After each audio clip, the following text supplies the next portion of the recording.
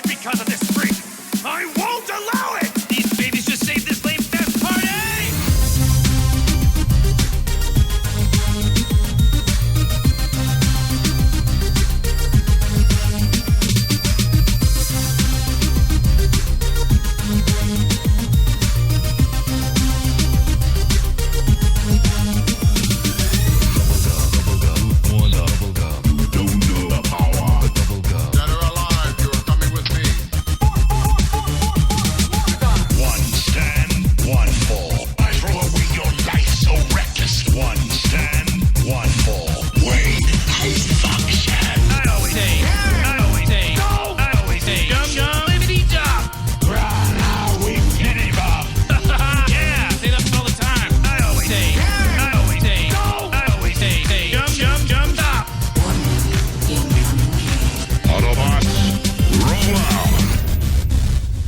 Hey guys, what's going on? You are listening to ThisWeekInGeek.net. I'm your host, Mike the Birdman, but I'm not alone on this unusually snowy weekend here in Southern Ontario. I'm joined by the city that hopefully isn't as snowed in as I am.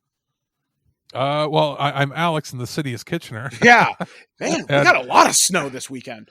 I almost didn't know, because for 2 or 3 days I was sequestered, getting review stuff done, catching up on things that came in fairly late, because I wanted to get some stuff ready for like maybe another turd episode for the holidays in the States, as well as getting gift guide stuff going.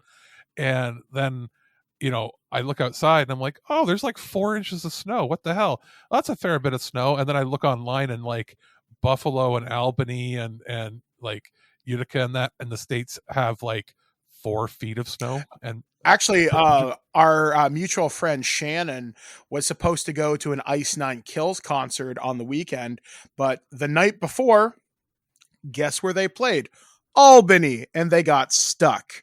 So this snow is certainly no joke. So please take care of yourselves if you happen to live in any of the affected area. Hopefully you'll be able to get to work. You'll be able to get around safely. If you are out there happening to shovel snow, please be careful. Take frequent breaks. It doesn't take a lot to have a heart attack. When I saw the news, at least 2 people had already passed away from heart attacks, cardiac events while shoveling. Yeah.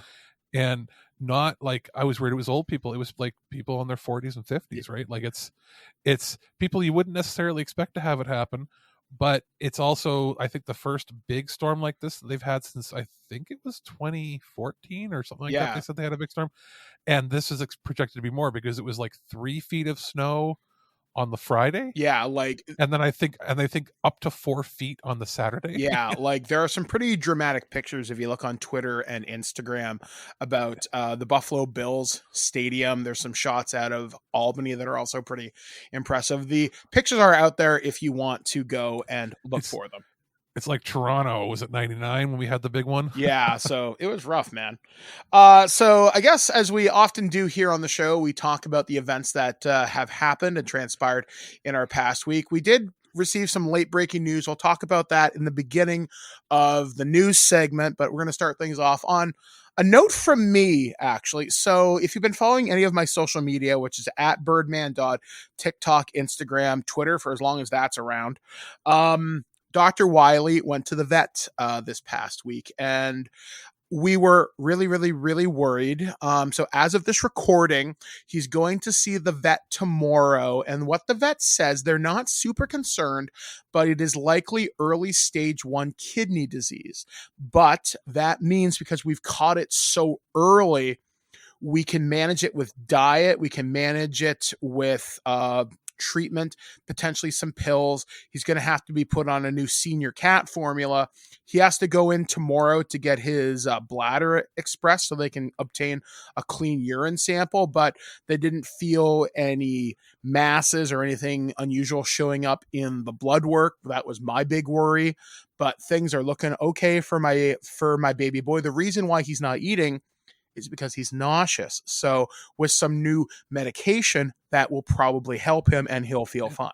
And didn't you say he's got some teeth troubles? Yeah, he also has some teeth troubles. They haven't recommended that we do dental for him yet. If we have to do that, I'm sure me and Blair will be able to figure that out. I mean, one way or another, I'm going to make sure my boy has the best possible life that he can have. I mean, you people who've been with the show for the last decade know how important he is to me. So Yeah, he's become a mature boy. yeah, he's basically the Twig mascot. I would say him and like Ayla. Definitely part of my personal brand.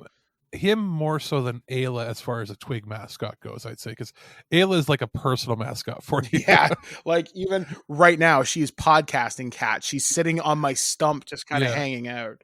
Yeah, but I think Wiley has made more of a direct impact on the podcast. Oh yeah, because he's like, when I used to live stream a lot, he would be sleeping on my desk or he'd be on my shoulder.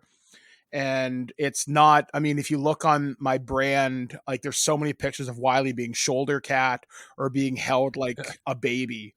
And behind the scenes, for people that don't know, there's been many a podcast on the last 5 years that we've recorded together that we've had to stop mid-recording on whatever it is, simply because it's, God damn it, Wiley, get off the mixing board. God damn it, Wiley, I'm trying to do stuff. Stop purring on me. I'm trying to eat my lunch quickly in between takes. or even better, like just nuzzling the microphone. Yes, that hasn't happened quite as often since we switched up the setup. But when you used to have the old mic set up and you had the different table and everything, especially when we first were recording together and we had the square larger tables. Mm-hmm, yes, because you could walk on there. With you now having a rolly table that's beside your setup there, it's a little more difficult for him to walk on there without you getting rid of them quickly. Yeah, exactly. So hopefully we will find out more tomorrow. I will be updating my TikTok as soon as I know more. So once again, if you want to find out more information about that, that is at birdmandog. I got to do more TikToks. I've only ever done 2, and then I occasionally see things that you post and that. But you know what? I got to do some of these other social media things. Except Tumblr. Fuck Tumblr. I'm not going to try that because I tried Tumblr, but I think I deleted my account years ago because I just never got around to using it. And then they removed content on there. And it's basically just like a blog that I just never kept up on. I am very tech savvy and I have no idea what it's supposed to be or what it is. It's like the other one is, there was one that was like you pinned things to something like that. Or is that Pinterest? That is Tumblr. Maybe. Yeah. And I remember asking my younger cousins, like my cousins are 10 and like 14 years younger than me. Mm-hmm. And I was like, so what is Tumblr? And without skipping a beat, they just said porn. They said social media for 13-year-old girls. Yeah, like I know a lot of the Tumblr people that I know that are on there, they either do saucy pictures or it's comic stuff. It's very niche. It doesn't have the user base that it had before its big buyout a couple of years ago. I just remember them saying like I was like 13-year-old girls, and they're like, yeah, it's like the otaku blog for girls. Yeah, it's definitely not my premier choice. And I mean, of that's alternate. cool. But like, and there's an option I think in our podcast host to like send links to Tumblr and have it, but I was like, I don't know if we have that on, and if we do, I don't think anybody uses it for us. But like, I don't see the appeal personally because I don't know what it is supposed to be. Yeah. So and if you want, you can let us know if you're listening what exactly it is. And we're also looking into like what are the other new platforms Mastodon and other stuff. Yeah, there's Mastodon, there's Hive, there's something else. I'm looking in the Hive right now. Yeah, you're just not going to see us on Snapchat for Twig. I don't think. No. I just don't have enough stuff that I would post regularly on there because I like to do content that doesn't disappear quickly. And that's why I like TikTok. I mean, sure, I'm only getting maybe 500 or 600 views a video. Usually I'm averaging about three or 400. All joking aside, if we were to use Snapchat, it would probably just be to take funny pictures of your cats. Oh, probably. Actually, this happened. So 2 things that happened during my week. One, tremendously good news. So this past week, I finally got my new power wheelchair. That saga has come to its final conclusion. Thank you. Now there's a small parking garage in my living room with 2 of these chairs. But I get to keep the old one. So now I have an off-road model and I guess the showroom model. Well, what you have is your contingency plan for if anything happens again, like last time. Yeah, exactly. I do have a backup chair now, so I'm very, very grateful for So that. it's like something breaks, you pop a tire, your battery goes on the one or whatever, and you go, okay, now if you take 6 months to fix this, I have a backup. Yeah, exactly. So thank you to my my OT Does Tiffany. this mean that you and I can have races? I can just come over and borrow it. I was actually, I haven't brought this possibility up with Blair, but maybe during the spring, maybe that might be kind of fun actually. See, part of me is like, we should film that, and then part of me is like, I don't know if I want that out Yeah, there. but so yeah, I don't want that to end up on Reddit, so I'm good. Now that being said, that would be perfect for a Snapchat. Send it up to people, and then they're like, "What?" And be like, "Never reference it ever again." and then the other thing happened. So as you guys know, I often go to the Guelph Storm games here in town. Really awesome thing happened on Friday night. So I'm in my new chair. I've just got some new kind of decals on it because you know me, I have to max this thing out. Did you use any of the new stickers I got you? No, because I want to be able to weatherproof them first. Oh yeah, they are vinyl stickers, but yeah, you're right. You want them weatherproofed. So I'm in the elevator going up to my seat, and these kids stop me. These like 14-year-old kids, and they're like, "Hey, you're that guy from TikTok." I'm like, "Oh, good Lord." I'm like, "Yeah." They're like, "You're Birdman Dodd." I'm like, "Yeah." Like, "Oh, I see you all the time. Can we add you?" I'm like, "Sure." Yeah. And these kids would come up to me a couple times during the game, asking me questions, what I thought about the game, what I thought about what was going on, what do I talk about? And I'm like, well, yeah, I'm a podcaster. I'm a disability person. I do Indigenous stuff. And they're like, well, what's that? And it was just such a wonderful interaction. The fact that I'm getting recognized around Guelph for my social media stuff. And it's nice to be recognized for something other than, hey, you're that big nerd guy. It's a large enough city that you can handle that and do that there without being too big to be not noticed. You know what I mean? Yeah, like it was such a heartwarming experience to have that happen from people that I just never really expected. And then I guess finally, before I like throw it to you, I went to Guelph Spoken Word, which is the poetry slam event that I started going to back in April. I didn't win last night. I placed second. I lost to one of the poets I first saw there.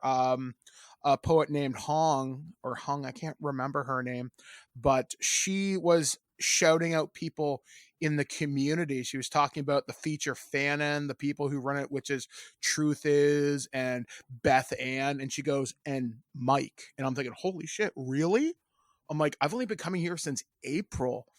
And it was just such an experience. Like, I don't know, man. I said this on TikTok earlier this week. When you love your community will love you back.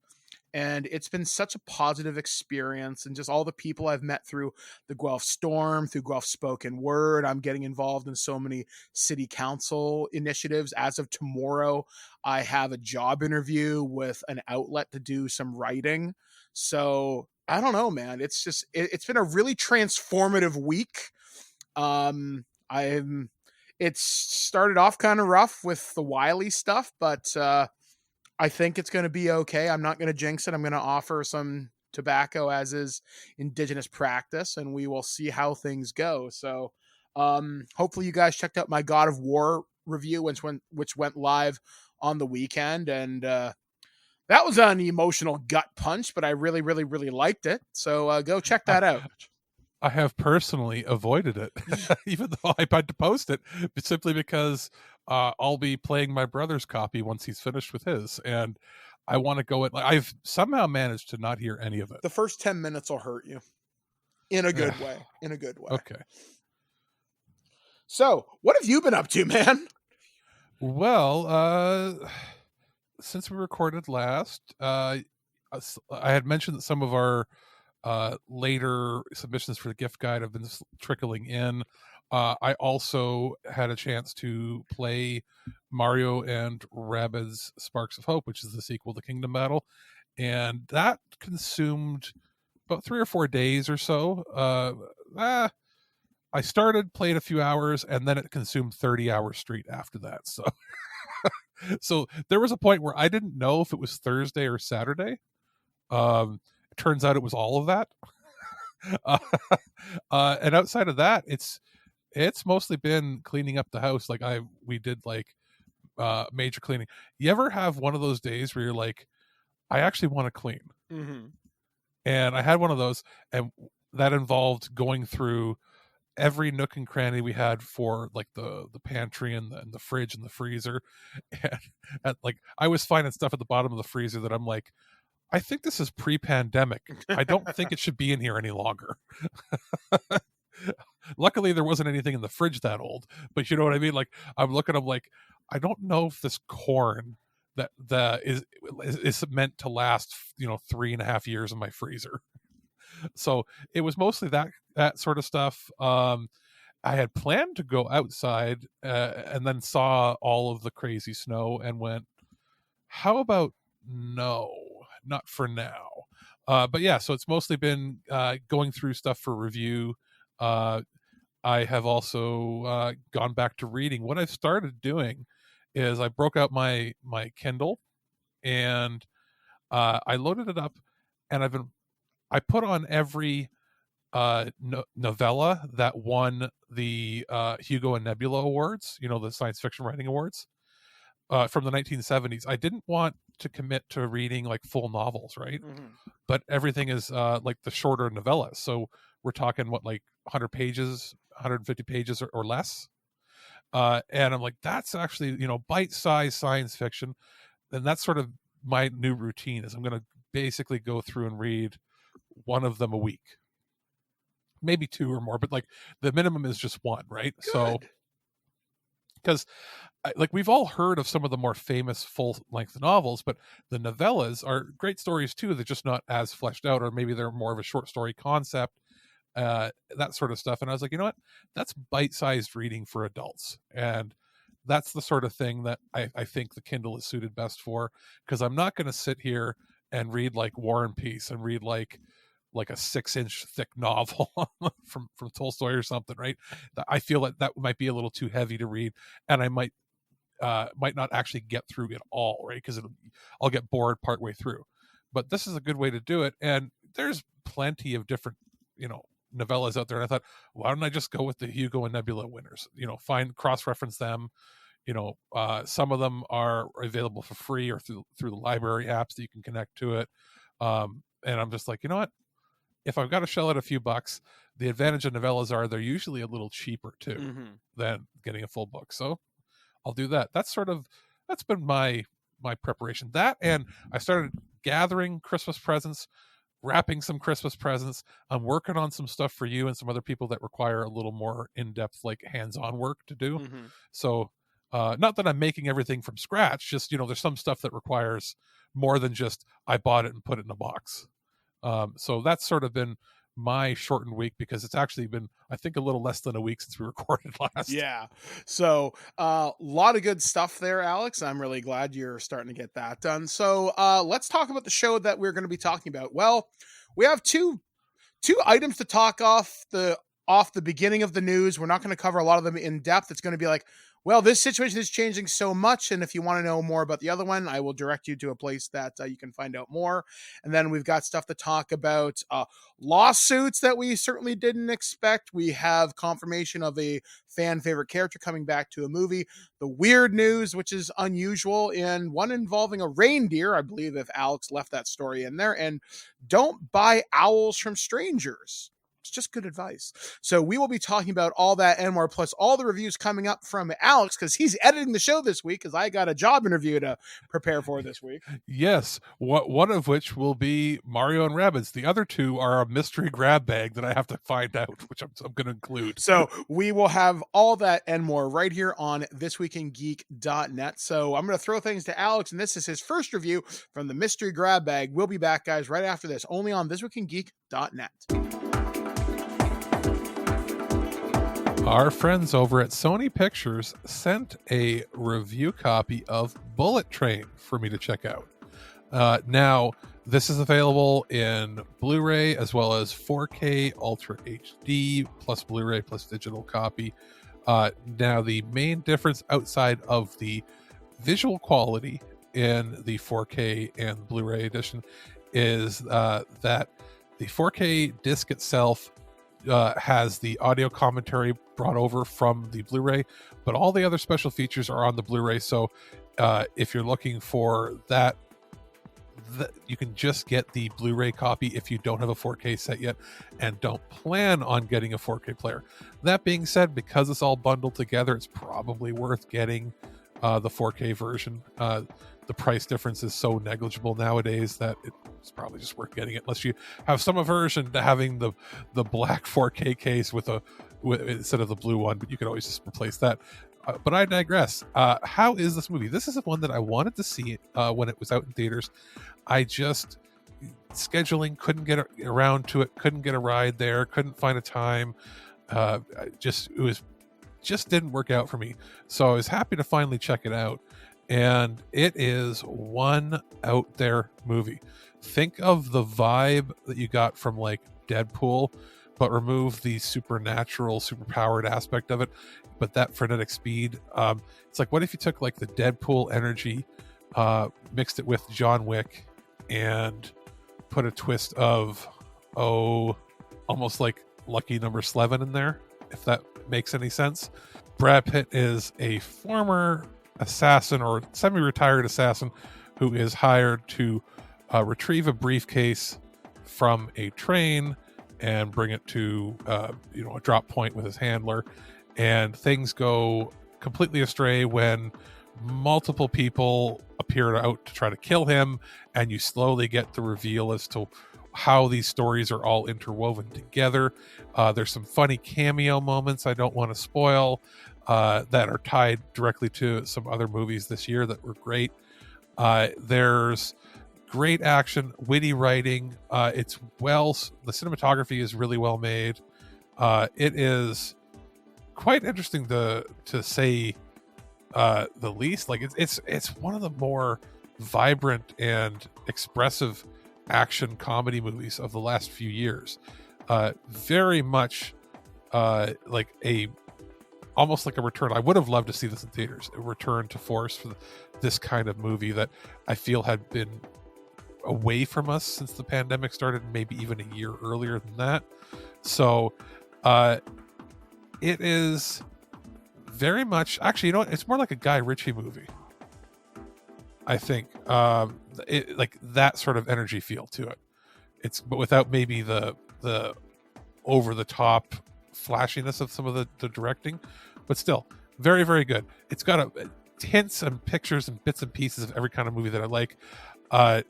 There is some laugh out loud funny moments, some great action set pieces, some interesting premises, all with the flair of having like this weird, almost impossible train experience, taking away even the violence. Like, it's something that you don't see in the West, so it brings a little bit of the interesting, Eastern flair to this. Just the whole entire setup is really cool. Now, as far as the audio on it, it's pretty dynamic. You're going to get a lot of sound effects appearing on the back channels. The sub is not overly active, so it's not going to be too booming crazy, but it is there. It's got a 7.1 track on it, 5.1 as well for French, Portuguese, Spanish, and Thai. Whole slew of subtitles. If you get the 4K version, you have a 100 gigabyte Blu-ray disc, so you get plenty of room for the bitrate on there. If you go with the Blu-ray version, it's a dual layer disc, so again, nothing is sacrificed quality wise on here. It's got a pretty decent video encode. The 4K version obviously has HDR tone mapping, but the 1080p Blu-ray is just as crisp and vibrant, and it's very, very, very well tone mapped so that you see all the shadows and details, and nothing looks crushed or anything. As far as special features are concerned, there's a decent variety. There's a making of that's about 6 minutes long. There is a special on the stunts. It's about 5 minutes or so. Some outtakes and bloopers, the full audio commentary, which is available on both the 4K version and the Blu-ray itself. There is information on how they cast everybody. There is some Easter eggs, like I said, for some of the cameos and little things they put in there in the background. There's some stunt scene explanations and previews for it, as well as some previews for other Sony titles. It's been a while since I saw previews and trailers on these releases, so it's kind of funny Sony still puts them on there. But I'd say it's a pretty solid release overall and worth it for action fans. It's nice seeing Brad Pitt doing other roles than just the same thing that he used to do. You know, the tough, good-looking guy, middle-aged guy. Now he's starting to do more fun things, starting to, you know, think outside the box and be a little looser in these movies. And I hope he does more like this, because this was a banger of a hit for this year. The Prime Minister of Sweden visited Washington today, and my tiny little nipples went to France. Gossip, rumors, panic in the streets. We're lucky. This Week in Geek. News. Hey guys, welcome back to ThisWeekInGeek.net. I'm your host, Mike the Birdman. Alex, thank you for that review. So we're going to start things off on kind of a serious note. If you've heard the news, I don't really need to discuss it really any further. Power Rangers actor Jason David Frank has unfortunately passed away at the age of 49. And if you want to hear more detailed thoughts on it, you can check out my TikTok video where I kind of talk about it a little bit more in depth. At this time, we are choosing to respect the privacy of his friends and family, and I'm sure more details will be forthcoming in the coming weeks and months. But for now, that's all we really kind of want to say about it, as the story is still developing, and out of respect for that. The other thing that we have to talk about, as me and Alex were joking about last show, we are not talking about the Twitter situation anymore, because literally it changes hour to hour. And I've got a funny story about that. It's like minute to minute. I know, like last week, it was going to be a part of our programming, and I had a discussion with you off air saying, can we please not include it? Because it's I don't want to say things that end up being wrong the minute we say them, because things change, and the things got so much worse. Yeah. And now Trump is going to be back, but he doesn't want to come back. Yeah, like it's so wild. And I'm looking, I'm like, oh, it's not that. But the only thing I will say out of this is there is a conspiracy theory running around that my personal beliefs, so we don't get sued. My personal beliefs are that Elon Musk is not nearly as smart as he wants you to think he is, or that he even is. He's a dumber version of Lex Luthor. Not even. He always talks about how he started PayPal. He started a company with his brother that was one part of what PayPal became. The other part was another company that did the job better than them, that they merged with. And then he got fired for not being good at his job. All of his money comes from family wealth. He says that he earned his way up in college and got $100,000 in debt. Yeah, it's not bad to be $100,000 in debt when your parents are worth hundreds of millions. Yeah.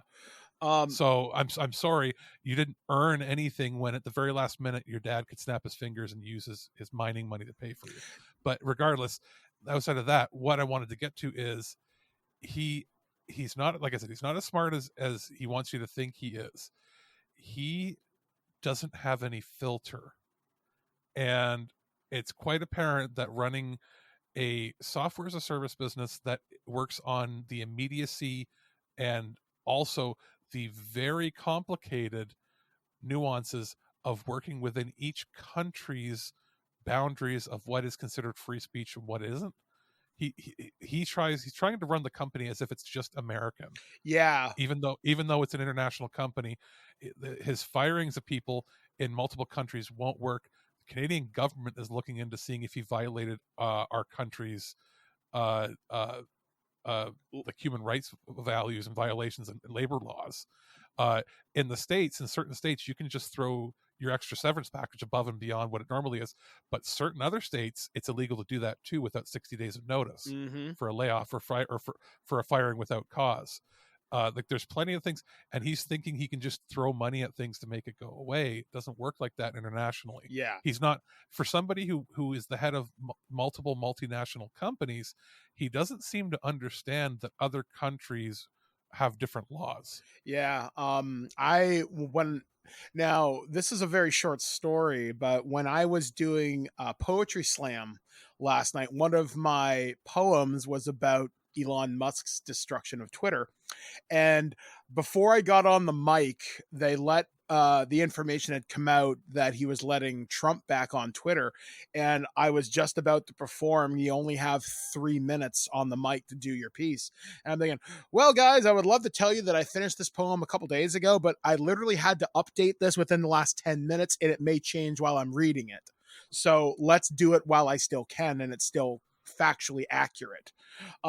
So yeah, the situation, we might give you our thoughts occasionally, but it literally changes hour to hour. Alex is right. Your eyes will go cross-eyed trying to keep up with it. Well, the conspiracy theory that I was referencing just before is that this is something he's planned. He actually wants Twitter to die and go away based on some previously leaked text messages, right? Yeah, between him and his second wife, who's also his third wife, who he's also divorced from again, where it's no secret his personal beliefs are fairly alt-right, even if he doesn't present that necessarily always publicly. Or he'll try to say he's like a libertarian, but regardless, like, your personal politics is one thing, but their arguments were basically, his wife had said that Twitter is a cesspool. How great would it be if you just bought it and shut it down on everybody? So the conspiracy theory is he's doing this as a social experiment. He has the money to burn. He has more billions than he could ever wish to, ever spend. So the idea is he in his head is thinking, I'm doing this great thing. I'm going to shut this down entirely and watch them scramble. But what he's not taking into account, and first of all, that would mean that he would actually be violating a bunch of laws, because you're going to ruin 7,000 employees' lives and all the lives that they touch, as well as the potentially millions of small businesses that rely on it for non-social, social issues, that use it as a marketing tool or a way to reach their audience, or for instance, the entire public relations game when it comes to movie, audio, video games, podcasts. Like, for anybody that doesn't know, and it's probably a lot of people, 90 to 99% of all public relations companies that give out early access codes or promotional items or things like contests and everything, about 90, I would say, a generous estimate is about 90% of that is entirely gauged by how big the audience is of the product they're trying to give out, as well as the audience of the influencer, reviewer, media company, editorial site. They gauge a lot of that not on raw data from website hits anymore, like they used to, pre 2010ish. Almost all of it is gauged by how large your potential reach is on Twitter. And even websites that are run by PR companies they actually will have access. You give them permission to check your stats. And if that goes away, their entire business models of how they arrange codes and games and props and memorabilia and interview opportunities goes away. Yeah, I was actually watching a conversation between a couple of brand managers of a couple of major accounts, and they're like, ruins that's our entire industry. Well, the fact that it's built in the certain websites, like, there's so many stories where, like, hey, you can tweet this, so it breaks the API, it breaks the widgets. So many things are going to disappear. And I myself, and I'm fully gonna, in the interest of disclosure, I did purchase Twitter Blue. I'm one of the few people who did, because I use it as an advocacy platform.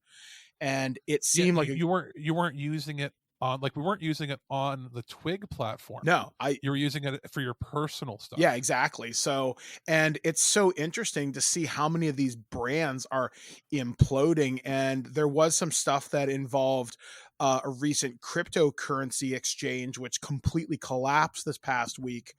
And the company had come out and said, hey, we're going to distance ourselves from these people. We're going to be removing their branding from our Twitter account. But because they're verified, they can't change their Twitter handle. So it's literally blank and blank blank versus these dick bags. And yeah, like, it is going to be such a mess. And there were quotes coming out of the media saying if the site survives this week, they would be surprised. Well, like, I'm not going to like name individual, PR companies and that, but there are some larger firms that we are connected with, and we're not connected, like, we're not paid by them or anything. But when you become a member of the press in their radar, some of the very small companies will do it one-on-one, where they email you, and back and forth, or you have a contact that way. Usually start like people that are just starting up in the industry, and they're representing very, very small indie companies. The very, very, very large companies generally will have a team that manages it, and they will build up a rapport with you, and they might not require a connection to your socials. But the two key ones that do are a lot of the mid-range indie companies and movie companies and whatnot will do this, where they'll have a service like a website you go to, you sign up, you connect your socials, and it helps them manage it, because maybe their team isn't large enough to handle 10,000 media contacts, right? They might have like 10,000 they have to manage with a team of like 4 people. So it's easier for them to just pull up your stats right away that way, rather than being assigned to you, a specific person or something. And the other type is for international stuff. A lot of stuff like European companies will use the media sites that gather your stats and socials, because they're dealing with like 5 or 6 different languages. So it's easier, or if it auto translates everything for them, if it gathers socials and stuff from other languages and other platforms that maybe aren't connected, to the English Twitterverse.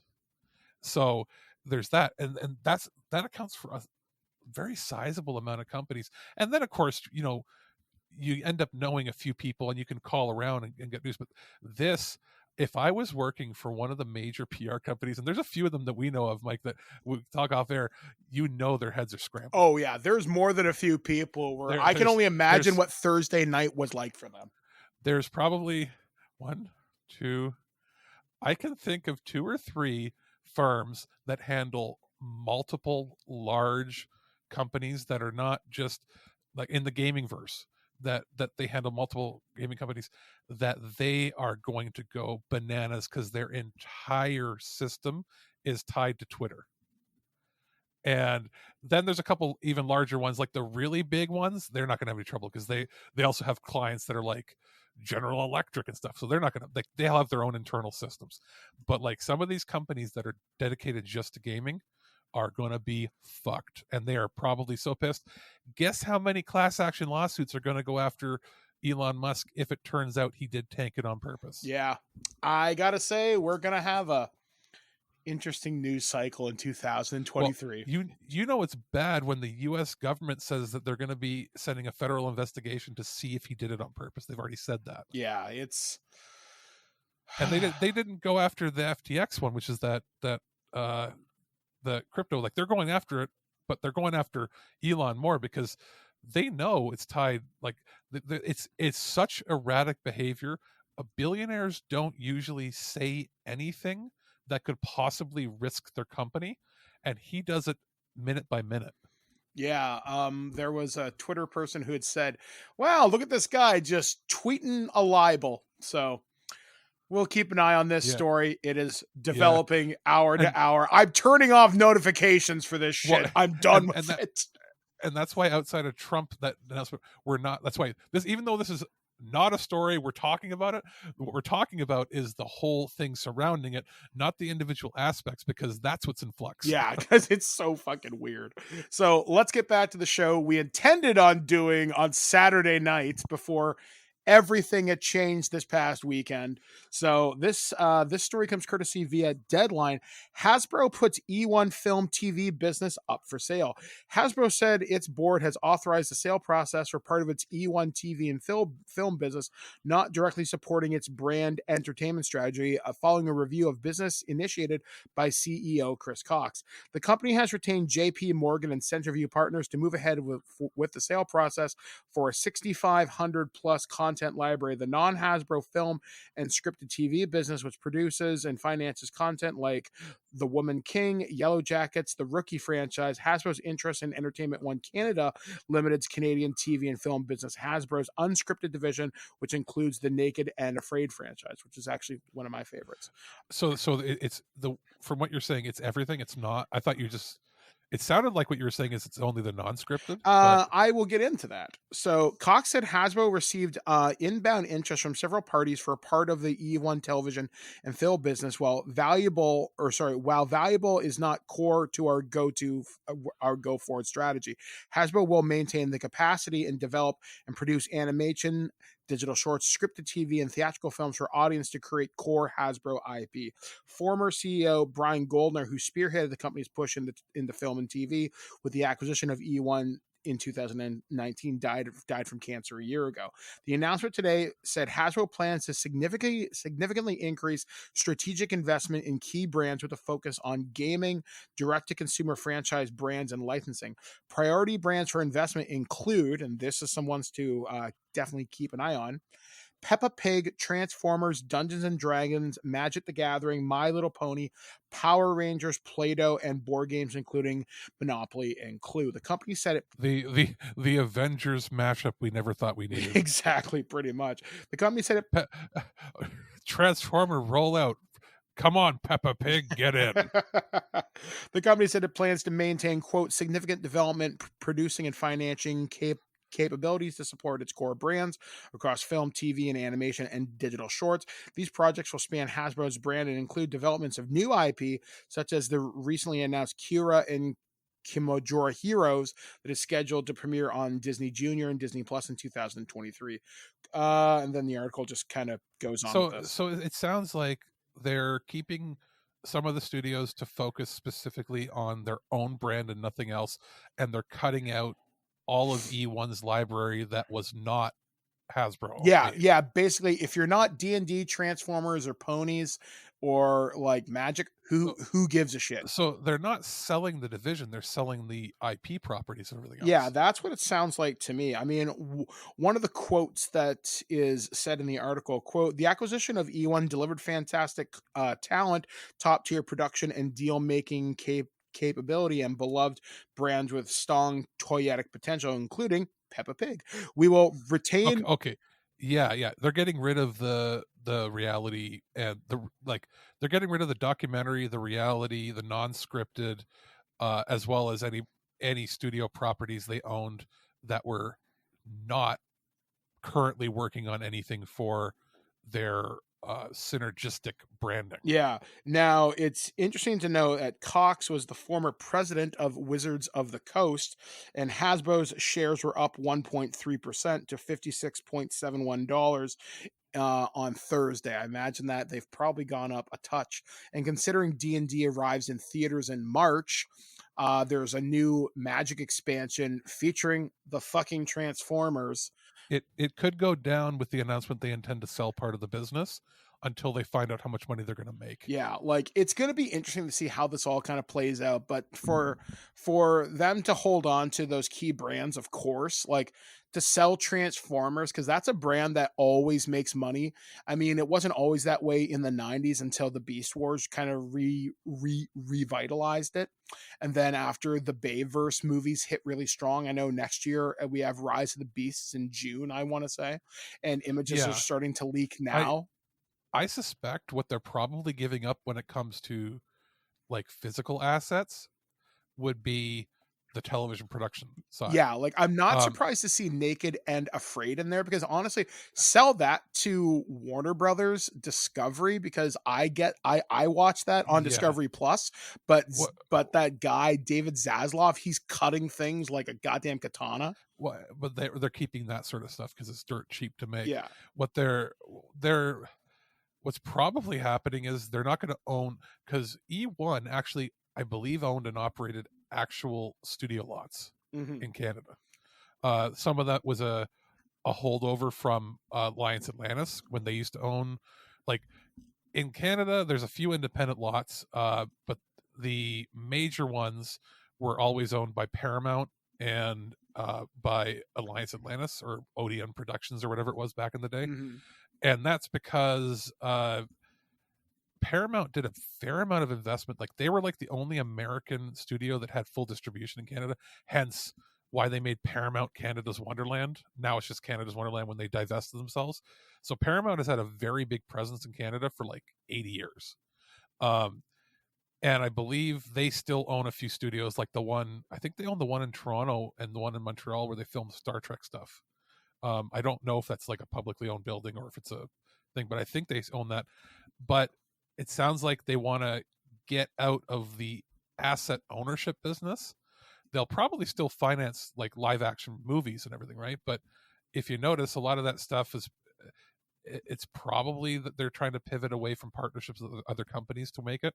So get rid of that shit, rent the space, use it when you need it. If they're not going to be producing live action television on the regular, why own the facilities? Yeah, exactly. So, and they can probably pivot that money towards doing more animated stuff, which is dirt cheap for them. They'll still do live action television if it serves a purpose, but like they don't have a streaming network right now, do they? Are they still like just doing deals with Netflix? E1 or Paramount?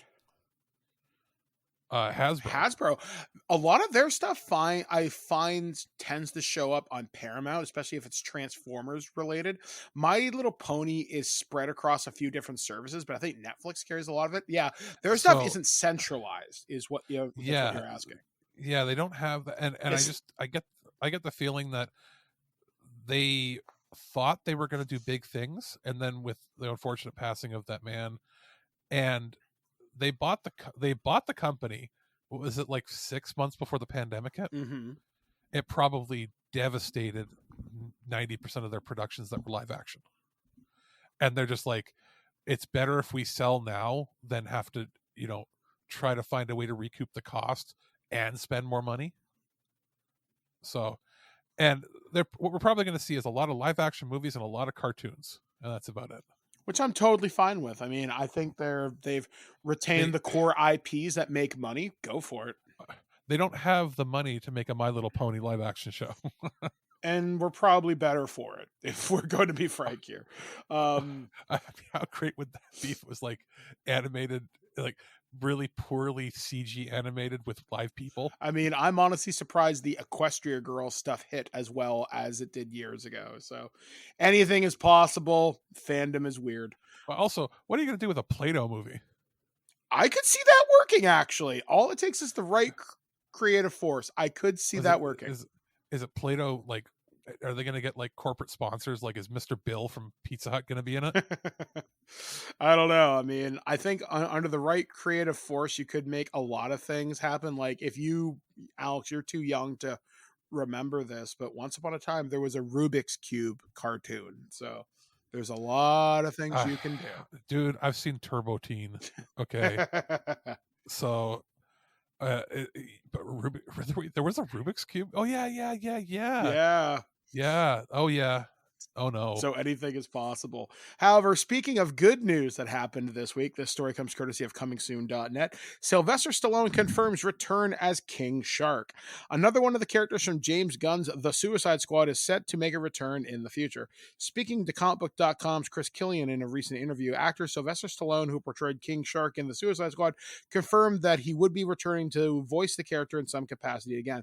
The comment came after Stallone was asked on whether or not he could return to the character or work with Gunn ever again. Quote, yes, for sure. I think James has been very generous. He and I are pretty tight. So if there's an opportunity, I love him. He's great. Stallone said. Stallone didn't say much more on what the future holds for the character, but with Gunn and DC studio head Peter Safran working hard at crafting the future of DC Studios, it wouldn't be shocking to see the Suicide Squad be part of that, with John Cena's Peacemaker HBO series also proving to be a hit for the world of DC, as well as many of the characters from his film making it out alive.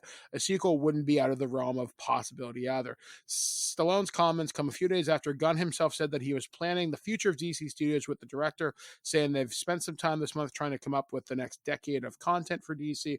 Quote, the opportunity to make DC as great as it can be and as it should be, that is the reason why I'm doing this job, because I know that Peter and I can do it, said Gunn. We spent the last couple of days with a group of some of the best thinkers in the industry, the best writers in the industry, starting to map out an 8 to 10 year plan of what it's going to look like in theater, in TV, in animation, across the board for these characters. And then finally, Warner Brothers Discovery CEO David Zaslav also echoed these comments, stating that Gunn and Safran are showing up with a, quote, Bible of how a single universe in DC would work. Quote, they are hard at work right now. James is a brilliant storyteller who has the distinction of being the first and only filmmaker to direct a movie for both Marvel and DC, said Zaslav in an earnings call earlier this month, before calling Safran a, quote, prolific producer whose credits include DC's highest grossing movie Aquaman, as well as the entire Conjuring universe, the most successful horror franchise of all time. We could not be more thrilled to have them join our leadership team and be excited for what's to come. Yeah, I mean, it makes sense to bring back the King Shark character. I mean, it would not surprise me if he gets a limited cameo in the next Peacemaker series. I mean, just showing up in jail or something. I mean, he only has to read like 10 lines. Yeah, and honestly, like, even if the King Shark CG model doesn't do a lot, I mean, even if you just have John Cena acting against him in a room in, like, I can't remember what the prison's called in DC where they hold all the Supermax people. Isn't it in DC? Isn't it Blackgate or Black something or other? Yeah, it's either Blackgate or Strikers Island. Honestly, my DC knowledge is where I'm the weakest. There's a name. I'm drawing a blank. I know they mention it. JT would know. They all mention it multiple times. And what's kind of sad is I watched the first episode of his new mobster show, Tulsa King, right? Tulsa King. It's really good.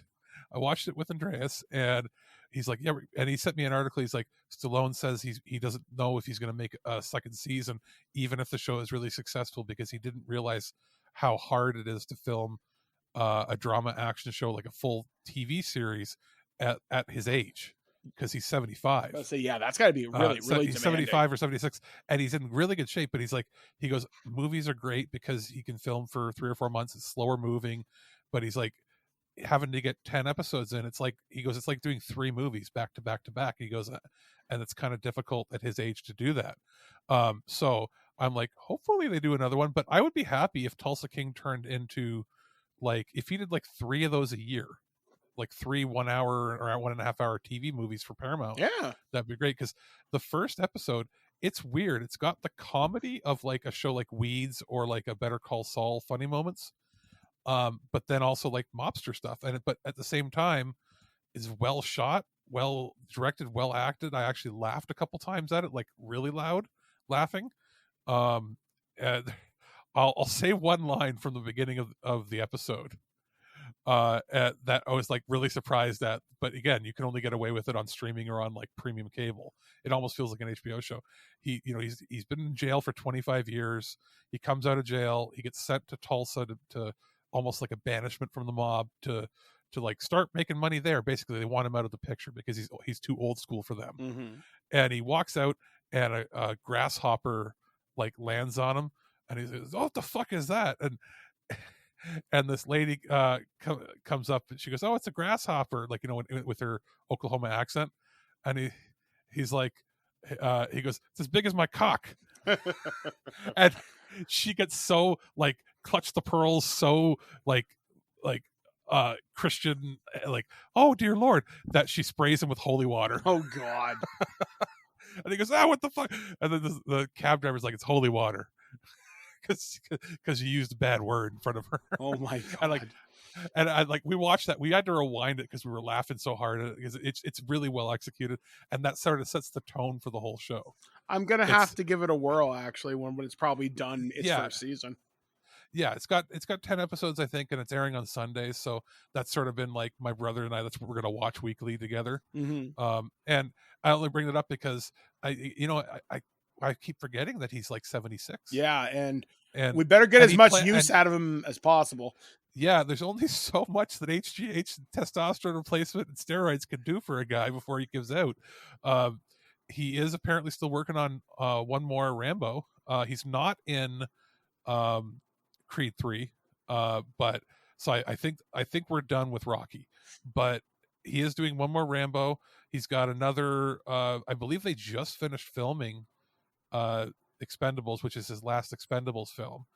And then he's got Tulsa King, so it's cool. And King Shark is, and he's going to be in Guardians 3. Yeah, so like you're right. Like maybe him being cameos or not being the lead is a better thing to do in movies now at his age. Mm-hmm. He can still be in good shape for his age. Like he does not look 76. No. He looks like 60. Yeah, 62 maybe. Yeah, he looks young, all things considered. So I mean, great, and playing. The shark. What is he has? What, like 8 lines in the whole movie? Yeah, me so smart. So smart. Read good. It's like reading upside down. My favorite line delivery from the Suicide Squad is, "Hey, King Shark, what do you see? Bird." That kills me every time. That and Monstrous Num Nums. Monster Num Num. Like you could see like the wheels turning in his head. He's like, what do you mean I can eat that? and the way they animated him to run, he runs like a 2-year-old. Yes, he runs like a toddler. With his arms swinging out to the side and his head bobbing up and down. It was literally like watching a 2-year-old running towards it. Monster is Num Num. And that I almost pissed myself watching that. It was so good. So I could see him returning, and like you said, and if he returns in John Cena's show, it could literally be like he's got a phone. He's like, wait, somebody else is trying to video me, right? And he pulls it up, but he goes, phone. Friend. I just stares at it. Yes, I know you're my friend. And he laughs and hangs up. Yeah, see, that would work. And it'd be like, what? It's like what if a 4-year-old got your phone? Yeah, I mean, honestly, that could be the post-credit scene for Peacemaker season 2. That's all it needs to be. It's just King Shark for 5 seconds. That's all it needs to be. He goes, or he's like, I'm having a barbecue, and then in the background, he's passed out, and he's like everybody else is like eating hamburgers or something, right? And he's like eating like a cow or something. No, he's passed out in the background next to a dead cow that he's half eaten. See, that's brilliant. Because like everybody's enjoying it. Even King Shark got involved, and he's in the back there, and he's eating all the bones and everything that they slaughtered a whole cow, but he's eating all the remains. He's got to get his good old tripe in. Yeah. So our last story this week, this one's a little bit different. This one comes courtesy of shacknews.com, which I forgot this site existed, and I used to read it all the time. And it's not just about Shaquille O'Neal, right? Yeah, it's nice. So this story is Sonic dev Yuki Naka was the employee arrested for insider trading at Square Enix. Square Enix has released a statement noting that it is cooperating with authorities and it has implemented systems to help educate employees. So this story was updated on the 17th, so Thursday. Yuki Naka has been arrested in relation to insider trading at Square Enix. The developer, known for his work on the Sonic the Hedgehog and Balan Wonderland, the huge hit that was one of the few who used insider information to purchase stock of Aiming Inc. prior to public knowledge that Aiming would be creating a Dragon Quest game. Yuki Naka is reported by FNN to have bought roughly 10,000 shares of Aiming. The original story, prior to an announcement, Square Enix partnering with Aiming for a new Dragon Quest title, 2 employees had purchased stock in the company. Said employees have since been arrested by the Tokyo District Public public prosecutor's office for using inside information they had learned from their duties to purchase stock at Aiming. On November 16th, 2022, Automation Japan's Twitter account broke the news that Square Enix employees were arrested on suspicion of insider trading. It is not currently clear on whether these are current or former employees, which now we know. The insider... Well, it's him, and there's a few other people. Yeah, the insider trading in question is related to an external developer of Dragon Quest. According to the report, the employees had purchased stock of Aiming Inc., the company that is currently making a Dragon Quest title. These stock purchases were made prior to public knowledge that the said game was being developed. The Yahoo News piece, which has been translated using Google, indicates that one employee purchased... Which, if you think that that's weird, Yahoo is still very big in Japan. One employee who had purchased the shares to the tune of 47 million yen, or roughly $337,000 USD. After the news, the announcement that Aiming would be making a new game, the stock price rose. Square Enix has released a statement saying that the company has been fully cooperating with requests from the Securities and Exchange Surveillance Commission. Furthermore, Square Enix will also prohibit the trading of company stock or stock from another company it has a relationship with before important information is disclosed to the public. And then they talk about how they're just going to keep an eye on this article. Wow. And it's not just Square. There's a couple other companies. Basically, some old guard people from the 90s that work at these different companies were chatting with each other. And one person knew that the deal was going through on this new company and told all of his buddies. And they went, "Whoa, well, we could make like $10 million a piece off of this." And wouldn't you know, one of the people that did it is somebody who has been very problematic for Square Enix and for Sega and for everybody because he can't admit that he's a terrible manager. Yeah, like, and Japan don't fuck around with this stuff from what I've been led to believe. No, like in the States, Canada, I actually don't even know what our laws are related to it because you don't hear about it very often. It happens very infrequently because, you know, maybe because a lot of our banking system is still very federally mandated and regulated. That there's just, you just don't take that risk as much here. On the Toronto Stock Exchange. Like it happens. It happened. Wasn't there a banker recently that worked for Scotiabank that got inside information about some other businesses and he was using it to his own advantage? I think so. And he was like, I think he was misappropriating other people's mutual funds. That sounds really familiar. Like he I believe made money for himself, but he also used that information to make a lot of money for his mutual fund people, which was illegal as well because he wasn't disclosing to the people where he was moving their money into. And some other crazy stuff. Whereas you're like, oh, it's cool, he made me a lot of money. Yeah, but he made you a lot of money, and then you could potentially go to jail because you benefited from it. Because you benefited from it. Yeah. So they had to prove in court that he admitted he never told his clients where the money was going. So it wasn't on them then. But in the States, it's up to 20 years in prison. But they never ever issue, like, you don't really ever get jail time or more than like 6 months or a year. It's because people can buy their way out of prison in the States. Super rich people. Yeah. The difference between the States and Japan, even though the States on paper looks more harsh, is in Japan, they almost always give out 5-year sentences, which is the maximum. And you're doing the 5 years. You don't get out early. So he's doing anywhere from 6 months to 5 years in prison, plus hefty fines, plus he'll be a social pariah. No corporation will ever hire him again. Yeah, he's done in the game space forever. He is going to be forced to do crowdsourcing from like the least reliable crowdsourcing sources. He won't be able to do a Kickstarter or Indiegogo.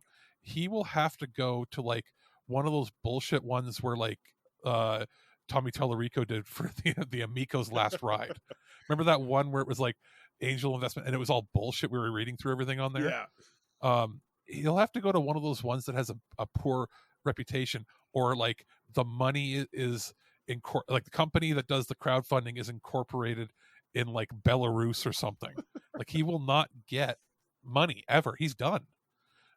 So also they're going to confiscate all of the money that he made from it, and he's going to have to pay a fine, and he's probably going to prison. And in Japan, when learned from watching documentaries on it and everything, the way that their judicial system works, they almost never make an arrest until they have irrefutable proof that when it goes to court, they're going to win. They have in the developed world, they have one of the highest percentage, like over 90% conviction rate. So for them to have named him in the press as well, saying he's arrested for this, he's going to jail. Yeah, they're not taking any fucking chances. It's game over. You lost. And I already saw the memes popping up of Sonic behind bars. Yeah, that was pretty amusing, I will admit. and it's what's worse is this happens, what was it, like a week after, not even a week or so After Sonic Frontiers, yeah. So they're like, God, Sega's like, fuck, we can't get away from this guy. Yeah, like it's, don't do the crime if you can't do the time, or in reality, don't do the fucking crime. And I wouldn't be like, I would be a little more nice to him on this if it turned out he was like a good guy and he made a mistake of being like there could, not ignorance is bliss, but if somebody was like, hey, there's a new company popping up, and if one of his coworkers was like, you know, yeah, he goes, well, I need to make some extra money with this, with COVID and everything. I'm not really good at the stock market. Is there anybody you're investing in right now? And if his friend was just like, yeah, I like to pick out new companies, and here's one, I'll pick this one. And if he did it that way and it was of no fault of his own, it's one thing. But it's not. This is a case of, hey, we work at the same company and I work in the legal department or whatever, and go, hey, I know who we're going to sign a deal with. It's a new company that was formed, and they sent us a proposal, and we're going to go public with it. Their IPO just came out, and we're going to go public. But we signed them for the next mainline Dragon Quest game. It sounds like it's the next mainline, like 12 or 13 or whatever it is. Maybe, or it could be a spinoff, but regardless, it sounds like it's a mainline title. And we're going to go with them, and we're going to announce it on Tuesday. We should go buy a whole bunch of stock on Monday. That's what he did. So that part's not cool. Yeah, so we'll see what happens to this guy. I'm sure we'll follow up. That and everybody that worked with him once he got the job at Square Enix says that he was a dirtbag, and that the reason the game kept sucking is he kept blaming his programmers for not doing a good job, or blaming Square Enix for having unreasonable expectations, when literally everything, he would do every single thing except admit that he was not managing the job properly. Which is weird, because in their culture, it's very good, at least as I understand, if you make a mistake, you take ownership of it. You take ownership, or like they kept basically asking, like, why is the game not working right? And it was always some excuse. And then apparently, like, they wanted to release the game, and they're like, do we have to delay it? Do we have to change the scope? Do we have to do this? They were trying, and he was getting mad that they kept submitting things back to him. He thought the game was good. And they're like, no, like, it breaks when this happens, or this happens, or this happens. And he's like, what are you complaining for? I made the game.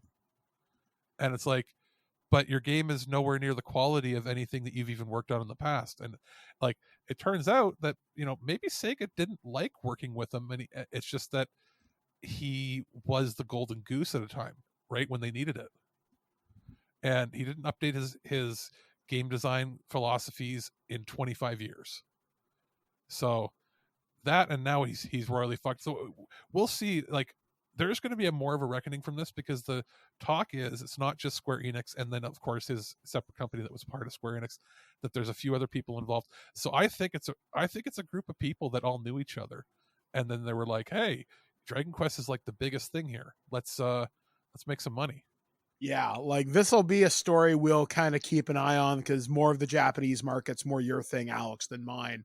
But we'll definitely be following this as it develops. Well, what we'll want to see is does that hold over? Does that translate to any, of the Western studios or devs that were working with Square as well, right? Because like, you've got, like, not that I'm not going to indict or say anything about them directly, but like, you have them hiring Western companies to work with them on certain games, right? Like, Forspoken has, I think, what is it? It's not Skybound, is it? Or whatever Amy Henig's company is called, where they did the story and the concept and design and all that for Forspoken, right? Mm-hmm.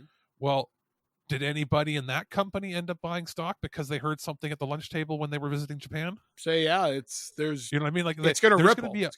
There's going to be an expansive, they're going to go through a fair amount of discovery and find out how far it goes, right? Yeah, so hopefully, like I said, we'll see how this story shakes out. Definitely not the last we've heard of this. We'll be following this in 2023. So that's going to do it for this edition of the nerd news here on ThisWeekInGeek.net. And we're going to throw things to Alex, and I don't know what's going to be here because I'm pretty sure he doesn't know, but that's okay. You're going to listen to it anyway because, hey, maybe you'll spend some money, maybe you won't, but either way, we'll give you the straight dope on whatever this is. So this is Alex's next review right here on ThisWeekInGeek.net. I've been Mike the Birdman. He's been Alex the producer. We will be back, guys, right after this.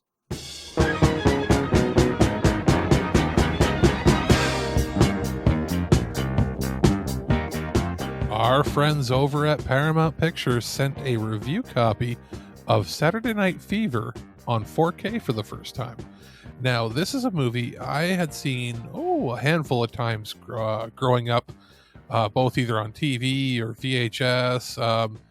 My parents were fans of the music of the era, so it was something they knew about. And it's, you know me, I'm not a musical fan, but I like music in movies.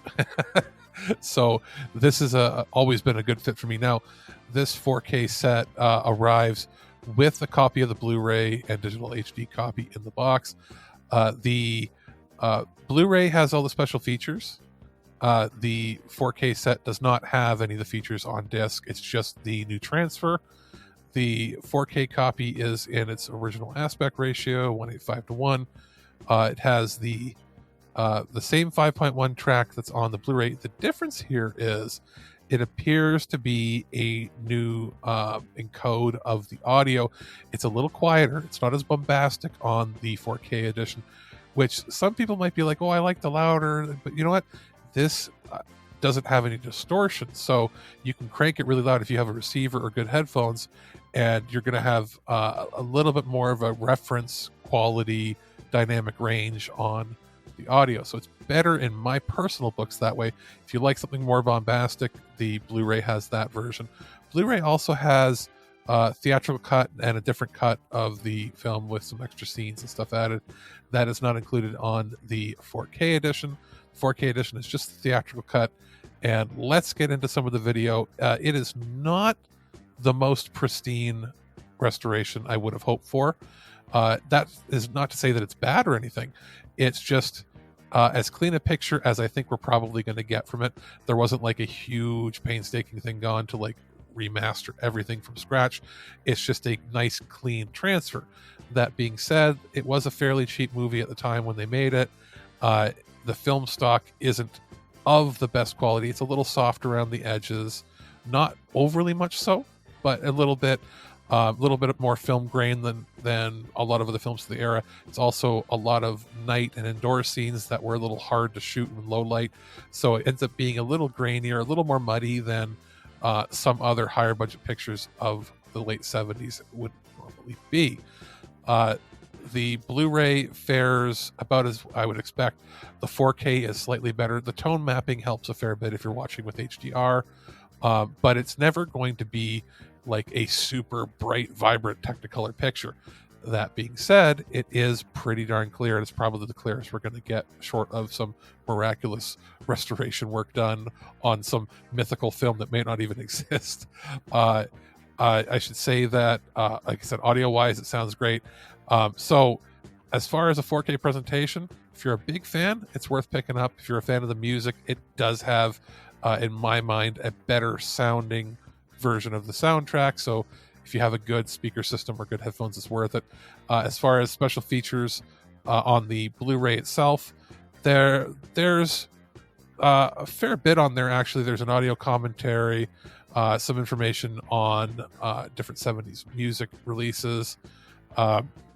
These are some holdovers from the mid to late 2000s, which are about 10-15 minute little clips about the legacy of the film at the time, as well as some behind the scenes stuff, learning dance sequences with John Travolta's dance instructor and people that showed off how everything was choreographed, and there's some deleted scenes, and it's if you liked the Blu-ray, it's pretty much the same thing. It's just basically the same disc put into the box with the 4K copy. That being said, if you do have a 4K set and you're a big fan of the movie, the music, the era, and the actors involved, and it's probably worth checking out. It's not overly expensive or anything. It is somewhere in the States around $21 or so is the MSRP on it. In Canada, I think MSRP is like 25-ish. It's pretty standard, but it would make for a good gift if somebody's looking to upgrade, especially if somebody only had the DVD of it and you never actually jumped on and got the Blu-ray when it came out. This is great because you end up with the Blu-ray and the 4K copy. Go crazy? Don't mind if I do! Human sacrifice, dogs and cats living together, mass hysteria. Welcome back to ThisWeekInGeek.net. I'm your host, Mike the Birdman. He's Alex, the producer. All right, guys, well, it's time to talk about the strange, the most unusual things that happened around Earth this past week, and we're going to go back to shacknews.com. Facebook, aka Meta, to host Notorious B.I.G. VR concert in an attempt to make Horizon Worlds appear cool. Meta and Facebook platforms will host a VR concert which includes a, quote, hyper-realistic avatar of deceased rapper Biggie Smalls. Whether you're talking about Meta or Facebook, the company has done some pretty questionable things over the course of its history, but an upcoming VR concert might just take the cake. Meta has announced it will host a VR concert featuring the Notorious B.I.G., once fronted by East Coast rapper Christopher Biggie Smalls Wallace. And that's not all, though. The concert will be hosted on Facebook and Meta platforms and will feature a, quote, true-to-life, hyper-realistic avatar of Biggie himself. News of Meta's upcoming Notorious B.I.G. VR concert was shared in a report on Consequence on November 16th, 2022. The concert, called the Notorious B.I.G. Sky's the Limit, a VR concert experience, will be exclusive to Meta VR and Facebook platforms and is set to take place on December 16th to honor what would have been Biggie Smalls' 50th birthday. The concert is being produced in collaboration with Wallace's estate. It will feature some of the Notorious B.I.G.'s greatest hits, as well as a VR recreation of Biggie's home in Brooklyn, New York, as it was in the 1990s.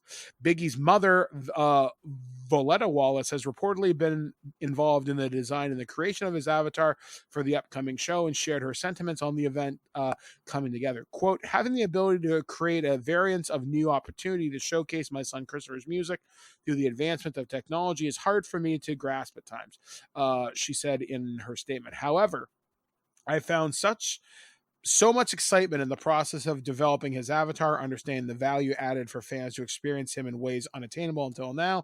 Thank you to all who have contributed to bringing this project to fruition. Even so, it feels like a Hail Mary for Meta and its ambition for Horizon Worlds. The company reported a loss of $3.67 billion on Reality Labs, and the department was caught in a huge round of layoffs in the aftermath of Oculus founder and former lead Lucky called Horizon Worlds, quote, terrible today, but has also suggested that it could be amazing in the future with further development. Whether a concert featuring a deceased rapper Biggie Smalls was Lucky's vision of, quote, amazing is unknown, but it looks like Meta is going to run it anyway. Stay tuned as we check out the Notorious B.I.G. concert on Horizon via Facebook Worlds and Meta VR platforms in December. Now, Alex, you've got an Oculus, right? I've got the Quest 2. Can you please go to this? Because I'm morbidly curious.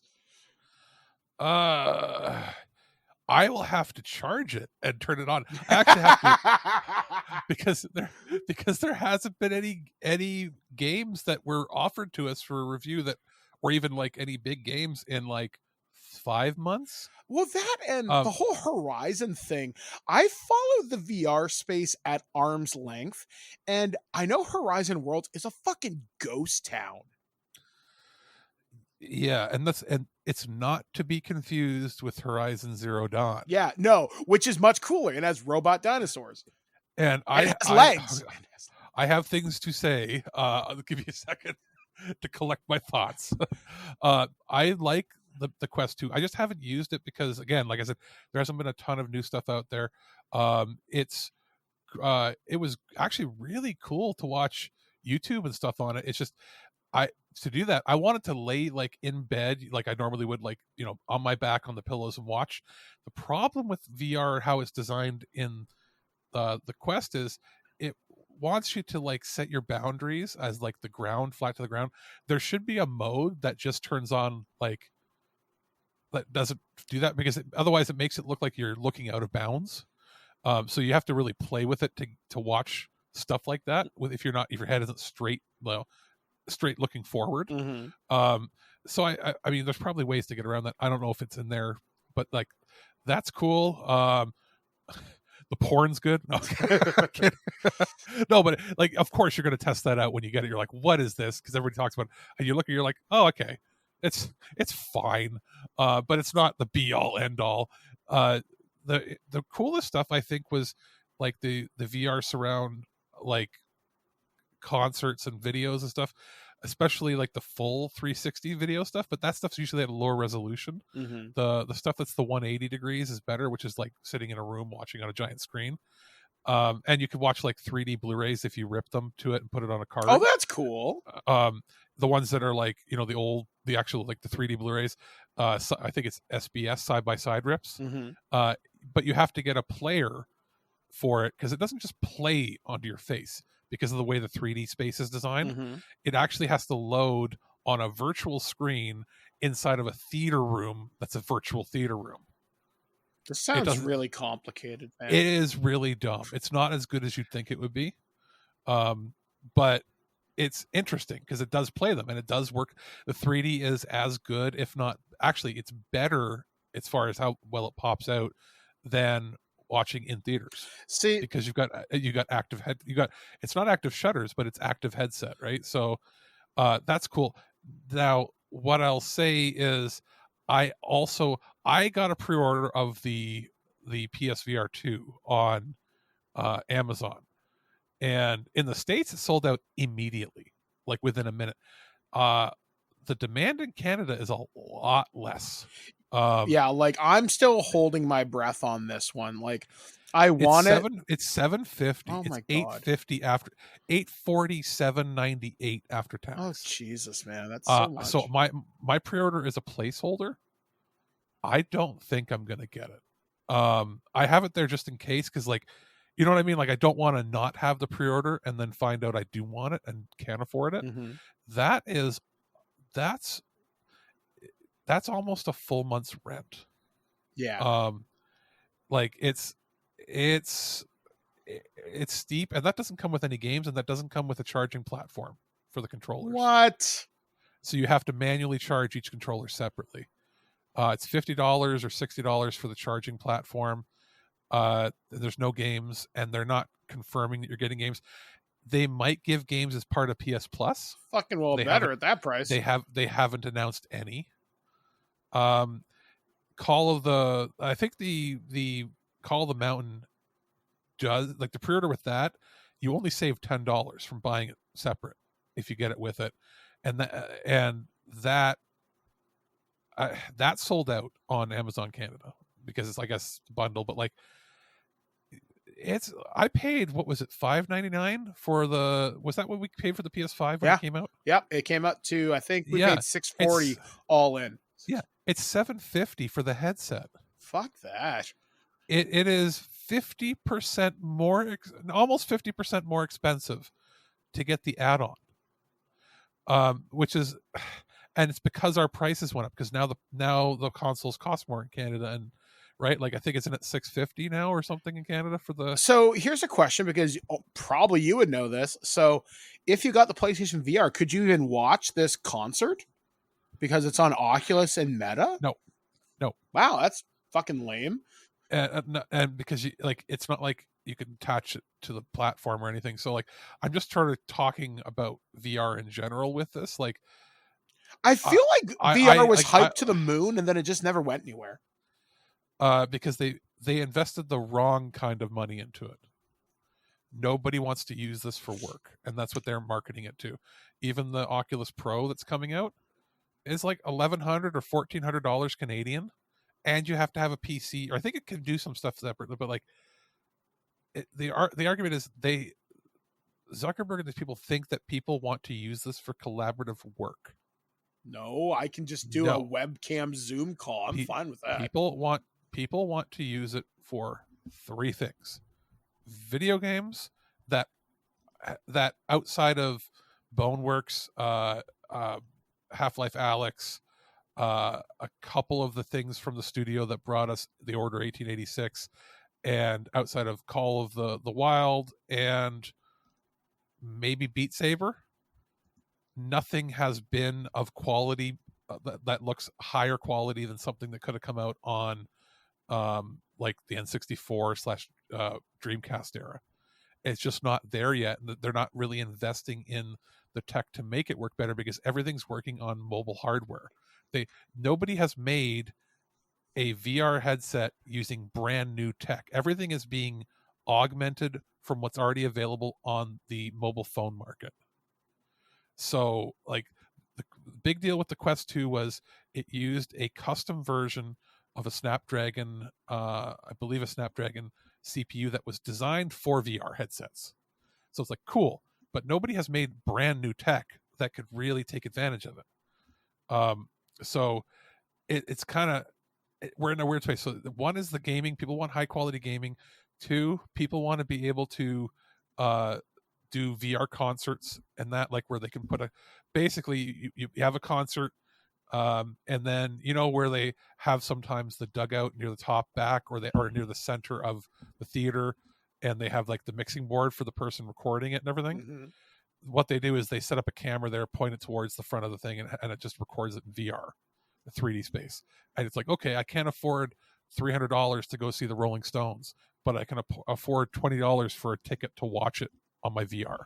I might do VR for like sports maybe, and I know that's weird coming from me, but well, no, like for instance, if you can pay for, if they have a good seat, a good spot, near the ring, it's going to cost you $100 for like a big HBO, or between $60 and $100 for a big HBO boxing pay-per-view with like the biggest boxing star in the world. Or you can pay $20 or you pay like thousands of dollars to get a seat there, or you pay $24.99 or $40 or $50 to watch it in your VR live, and it's like you're there. Then it's worth it for that sort of thing. For live events, it's worth it. That sort of thing, or even like maybe for accessibility things, right? Like, let's say you want to go and watch an opera in Italy with like in the biggest, best, oldest opera house. You think you're going to be able to get your flight there, take your wheelchair, get into a wheelchair accessible place in Europe, and watch it? Or could you experience it like you never would have a chance, where they set it up on a decent seat in one of the box seats, and they give you a VR presentation and you can watch the opera live? Like, that's kind of cool. So those there. And the third thing is porn. It's really the only 3 reasons people get VR, and it's not going to be the big thing people want it to be for at least another 10 to 20 years. Yeah, like, it's just the tech just isn't there yet. So and like, the adoption rate's so low. With my pre-order, I'm probably going to end up canceling it, because even if I sell my extra Switch, which I have the OLED, but I barely use it. I use my other Switch, which is still fairly new. Even if I sell the Switch, I'm going to get like $250 for it. Probably, yeah. And then I have like 6 or 7 fairly new games that I could trade towards it. I'm only going to get like $400 off of an $850 device that only has one app that we know we want to play, that we're told is about 5 to 7 hours long. So, like, I'm always pretty open. And here's the thing. I know we'll be offered review codes, but how do we review it when the hardware costs more than my television, and almost as much as my television and my PlayStation combined? You know what's fucked up? Okay, so in the beginning of the show, I was talking about my wheelchair. There are components in my wheelchair that cost a little bit less than this, and that's a mobility device that I need to fucking survive. This is an entertainment device. This is absurd. To buy right now, if you get it at retail, if you can find retail, let's say you already have a television, to get a PlayStation 5 and a PSVR 2, you can buy a used car for less. If you let that sink in, you can buy, it'll cost you about $2,000 to get these systems. That's not including any games. So, I want to give it the benefit of the doubt. I want to try it out. If we get the opportunity to review it or even get sent a loaner unit to check out, I'll check it out. And I'm keeping my placeholder for now, just in case. Maybe, who knows, maybe my brother or somebody wants it, and then I already have the pre-order down, and we could do that. Great. If not. To get back onto the topic, the Oculus, the Quest 2 has gone up in price too. It went up by like $100 in Canada. At $399, it was actually worth it, because that's a $399 for a self-contained unit that can also perform twice as good if you plug it into a computer. I'm okay with that. And for this kind of purpose, if we're going to get concerts like this and holograms, if you can keep it under 500 Canadian, 400 US, that's worth it. But when you're looking at double that, VR is not going to work. So I think this is a smart move for them doing this.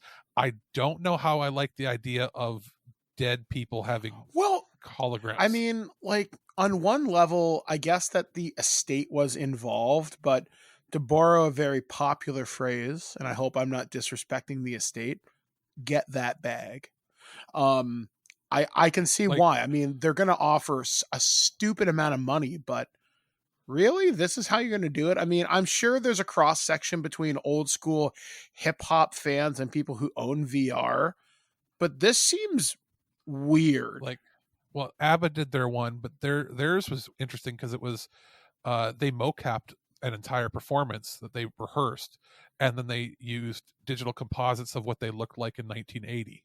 Yeah, all right, that's neat to do it, and it was, a one-time show that they were touring with, and it was them singing. They record, like, it was live performance, but then broadcast with younger versions of themselves. It was kind of a neat combination of new tech, and I'm like, that I'm okay with. I'm fine with that. They didn't feel comfortable.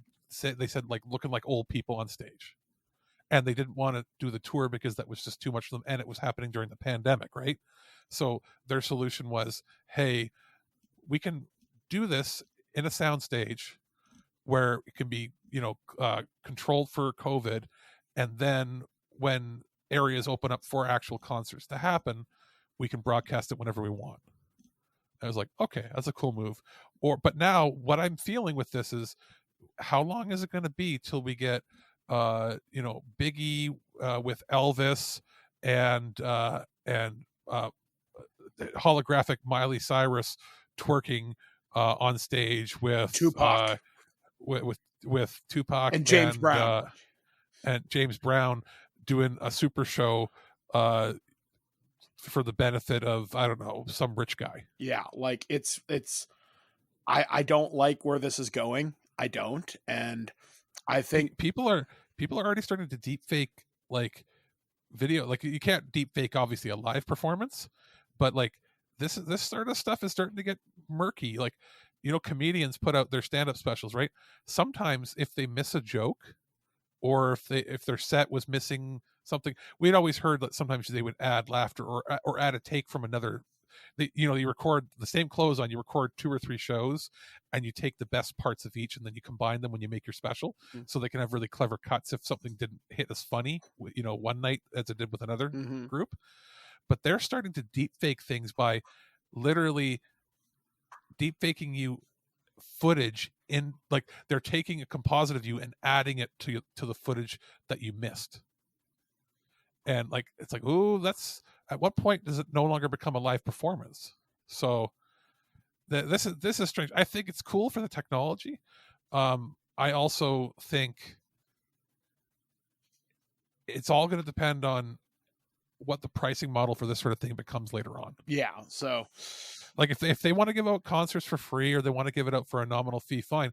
But if you start asking like $100 to watch a concert because we paid a lot of money to have a hologram made, yeah, but they're not singing. It's just a pre-recorded thing from somebody. And unless it's some unreleased track or something that can't be found anywhere else, I've got no interest in it. Like, no, exactly. Like, why would I? It's like, oh, well, you know what? The Beatles are mostly gone, but we have Ringo Starr, and we have Paul McCartney, and then we digitize version of George and John, and they're going to be performing together again. No, people will be angry. Yeah. And the fact that this doesn't appear to be causing a ton of anger might be indicative of the audience of that music not caring as much. But didn't they make a big thing about this on like South Park made fun of this like 10 years ago or something like that? Yeah, I seem to recall something with some big celebrity, and they recreated a hologram, and it made somebody really, really, really mad. So, oh yeah, oh that's right. I think it was either them or Family Guy or something. They made fun of the hologram thing, and it was they brought back Michael Jackson, but then his ghost like took over and then started kidnapping children or something.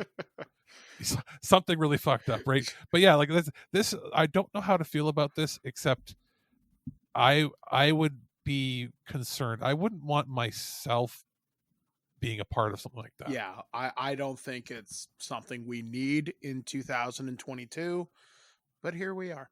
Speaking of things we don't necessarily need in 2022, this comes courtesy of KTAR.com. Police in Arizona warn against buying owls from strangers while on drugs. Police in Arizona made one of the strangest public service announcements in law enforcement history this past week. The Payson Police Department would like to take this opportunity to encourage the public not to use methamphetamine, or you too may find yourself illegally purchasing a wild owl for $100 in the middle of the night from strangers at a local gas station. The Payson Police Department said in a Facebook post on Wednesday. Wait, what? Well, oddly specific, this warning isn't as random as it might seem, and it actually comes too late for one man. Officers conducting a routine traffic stop on early Wednesday found a young owl next to the driver. The man had apparently done exactly what the above PSA said not to do when offered a wild bird. Police ended up booking the driver on multiple counts, including aggravated DUI, possession of methamphetamine, and possession, transport, and purchase of wildlife. The owl had minor injuries and was being turned over to the Arizona Game and Fish Department. While the announcement was good for a laugh, it had a serious point. The Payson Police Department would like to remind the public that wildlife should remain wild, the post said. It is illegal to possess, transport, or buy or sell wildlife unless expressly permitted by Arizona revised statutes. What a weird conversation to have. Hey, I got $100. Can I buy that owl? So is there like a guy hanging around in a local Sheetz gas station in a fucking trench coat hawking owls? You mean you don't have an owl guy? Everybody's got an owl guy. Actually, okay, weird sidebar. So I remember when I was in the hospital about 5 years ago with my amputation, some fans had come to visit me, and I don't know how the conversation started, but you got roped into it somehow. Do you remember how every town has a weasel guy? Do you remember this conversation? Why do you think I brought this up? Yes. So every place in the United States now has an owl guy, whereas Canada has a weasel guy. Yeah, this is... Like, what do you mean? You don't have a weasel guy? Everybody has a weasel guy. Every town has a weasel guy. It's so weird. Like, I would love to have seen the series of events that led up to this very oddly specific moment. Like, I just picture the cop knocking on the window with his flashlight. Go, excuse me, sir, can you roll down your window, please? Sure. License, registration. Peeks over. The fuck is that? Is that an owl? No, wait. What the fuck is that? Who? Yeah, like, are you carrying a fucking owl? Yeah, I bought him for $100. Like, how does this conversation come about, right? People don't get to own wild, like, unless it's like in the deep south and you're eating it, you don't get to own wildlife. Yeah, or unless you run a very specific nature reserve or like one of those rescues or something. There's no reason to buy an owl in the middle of the night from a goddamn gas station. Well, gas station owl sounds like the most metal band ever. No, every town has a weasel guy. That's one takeaway from there. The other takeaway from when you were at the other hospital, what was how much we got into that Indian soap opera. Oh my God, yes. We were really invested because we wanted to know how it fucking ended. Well, there was magic powers. Yes. It had like some singing, but most of it was not singing. Yeah. It was like Bollywood mixed with passions. Yeah, it was really, really fucking interesting, and we really wanted to know. They were slapping each other and yelling, and it was a lot more hardcore. It was like, what if our American soap opera was more in line with like Coronation Street's realism, the Mexican telenovelas, and then mystical Indian magic. I seem to remember a motorcycle at one point. There was a motorcycle chase, yes, like in an action movie, and it was actually not terrible. It also looked extremely dangerous, and they clearly didn't license like and close off the area. They were just like driving through Bombay, and it's like if the actor dies, the show changes. Yep, they're like, well, I guess we'll figure that out in post. And I forget the name of it, but we watched it a couple times when I was visiting you, and we were like, what is this? And I remember some old guy walked in and he's like, don't change the channel. And he's like, why? We're like, we're watching this. and the look he gave us was like, are we there for physical rehabilitation or are we there for mental reasons? It was clearly one of those moments. So fun moments in healthcare. Oh, I just can't remember the name of it, but you probably tweeted it out or you probably put it on Facebook at some point, but I'll have to look it up. And if I can find it, it's clearly got stuff on YouTube. Yeah, I guarantee you. Like it looked interesting. So long story short, guys, if you find yourself in the middle of the night with $100 and if someone offers you an owl, don't buy it. Yes. So our final story this week also continues the theme of wildlife. Yeah, sorry, I got rid of the reindeer one, I think. Oh, okay. So that story, just to sum it up very quickly, there was a place in Alaska or someplace in Middle America. A reindeer had spotted a severed head, like, you know, how they mount things in like people's houses. So the reindeer broke into somebody's house looking for a mate because they saw the head and the reindeer had trashed the house. So that's that story. It's not hard to find. If you type in reindeer break-in, you'll find it. Now, when you say severed head, you mean of another reindeer? Yes, not a random severed head. See, because otherwise, your story goes from being one of your weird news stories, one of yours, to being one of mine. Yes. So, listeners, it did not break into a house and discover a murder victim. And then try to mate with that severed head of the murder victim. That would be a very Alex story. It's also not the story he was talking about. Exactly.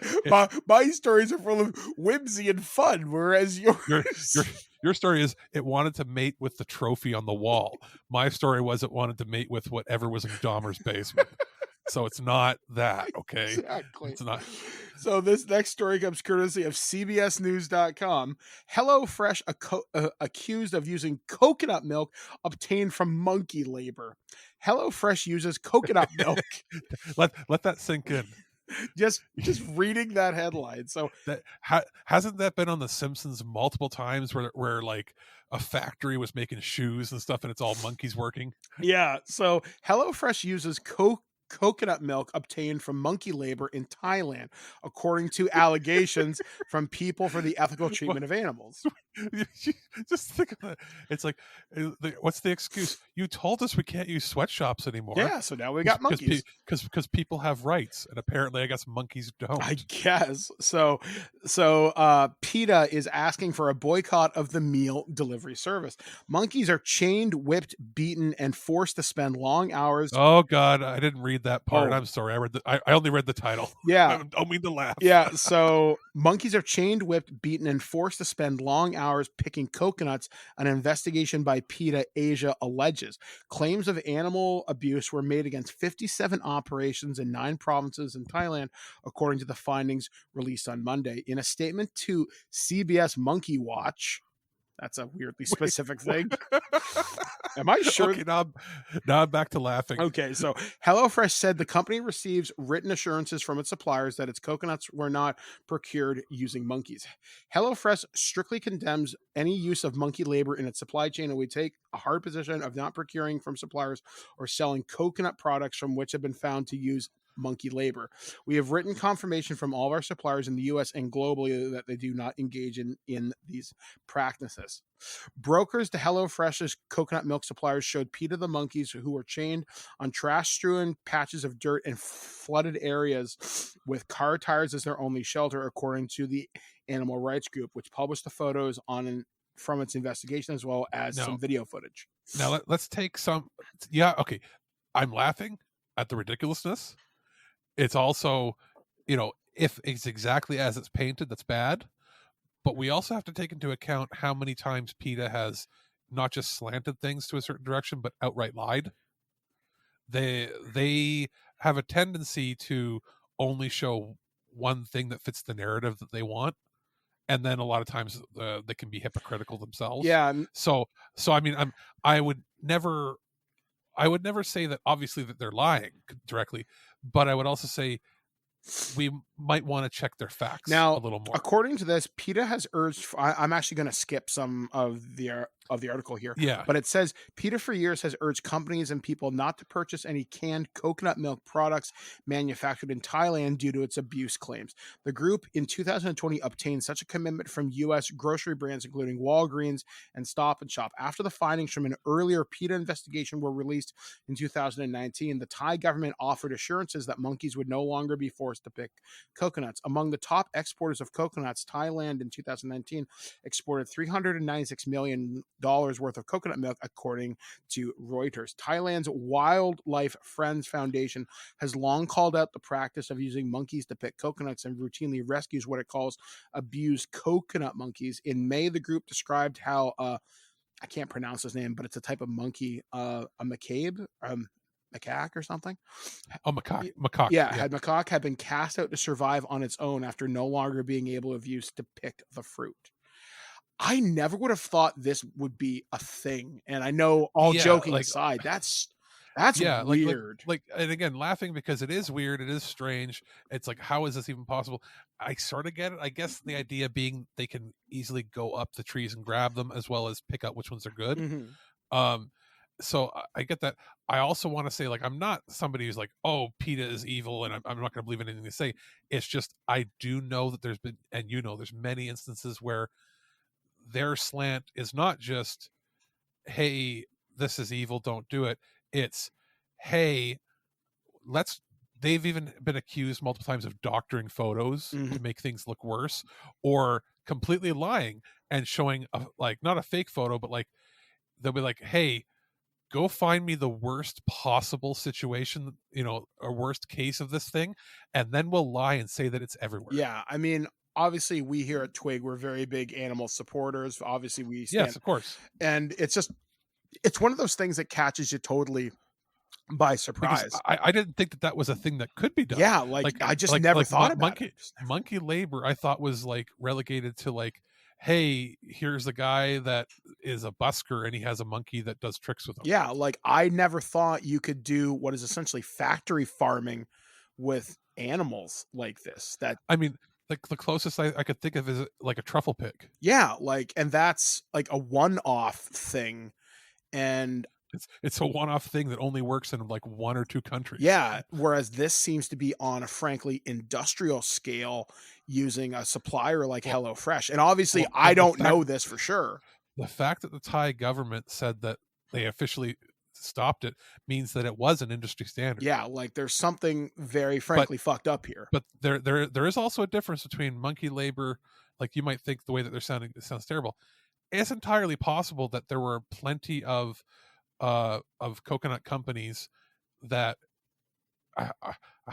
had ethical monkey labor, in that everybody was treated well and their job was just to pick during the day. They didn't have quotas that if they didn't meet it, they got hurt or physically accosted or psychologically abused. You know what I mean? Like could be situations where there were decent farming done with it, and they, the monkeys got to play and everything. It's just that certain times of the day they had to work. You never know. But that brings into the idea is like, well, can you use their labor for this? And then it goes and spirals down, and they'll say, well, PETA would argue that even having farm animals is inhumane. Yeah, like it's like that's a bag of worms you don't want to get into. It's just, take it with a grain of salt. it's still pretty funny and really fucked up. Let's say, yeah, I mean, I can definitely say the headline definitely catches your attention, but when you read into the story, it slowly gets horrific. So, if you, No, it's probably good that I just, don't drink that stuff anyway. I have tried coconut milk once. I didn't like it, but I've always wanted to try raw coconut. I've had a raw coconut. Yeah, that's fine. Coconut milk is really only useful to me. It's cooking. I don't like it. I don't like it in drinks. It is good in certain sauces. Mm-hmm. Agree. It's used as a creaming, thickening agent with a little bit of flavor in certain things, and certain puddings and that. It's good for that. I'm not a coconut water fan. I'm not an oat milk fan. I'm not a oat milk I don't mind, and almond milk I'm a big fan of. I prefer almond milk over soy milk. But I still, I don't want to eat cereal with it. But if you put it in your coffee or tea, it's fine. Yeah. So that's going to do it for this edition of the Weird News here on ThisWeekInGeek.net. We're going to take another break with Alex, and when we come back, we'll talk about what's coming up on the show for pretty much the rest of the month. So we will be back, guys, right here on ThisWeekInGeek.net. I've been Mike the Birdman. He's been Alex the Producer. We'll be back, guys, right after this. It's time for us to jump into Mario plus Rabbids Sparks of Hope, which is the sequel to the very early Switch game, Kingdom Battle. Now, we did receive a review code for this from Ubisoft. It's interesting in that it's one of the very few, like, not mainline, but like core Nintendo games with all the Nintendo mascots that isn't actually developed by Nintendo in-house. And yet, this time, compared to the first game, it feels much more like an in-house Nintendo property. You can tell that there was probably some closer development ties. And for anybody that has played the first one, you sort of have a general idea of what you're in for, and that it's a tactical RPG with some adventuring elements, like where you're walking around the world going from level to level. The difference here, and it's pretty key, I don't know if it was necessarily really shown in the like the initial previews and the trailers, is that in this version, the overworld that you run around is much more akin to like a smaller, each world is like a smaller version of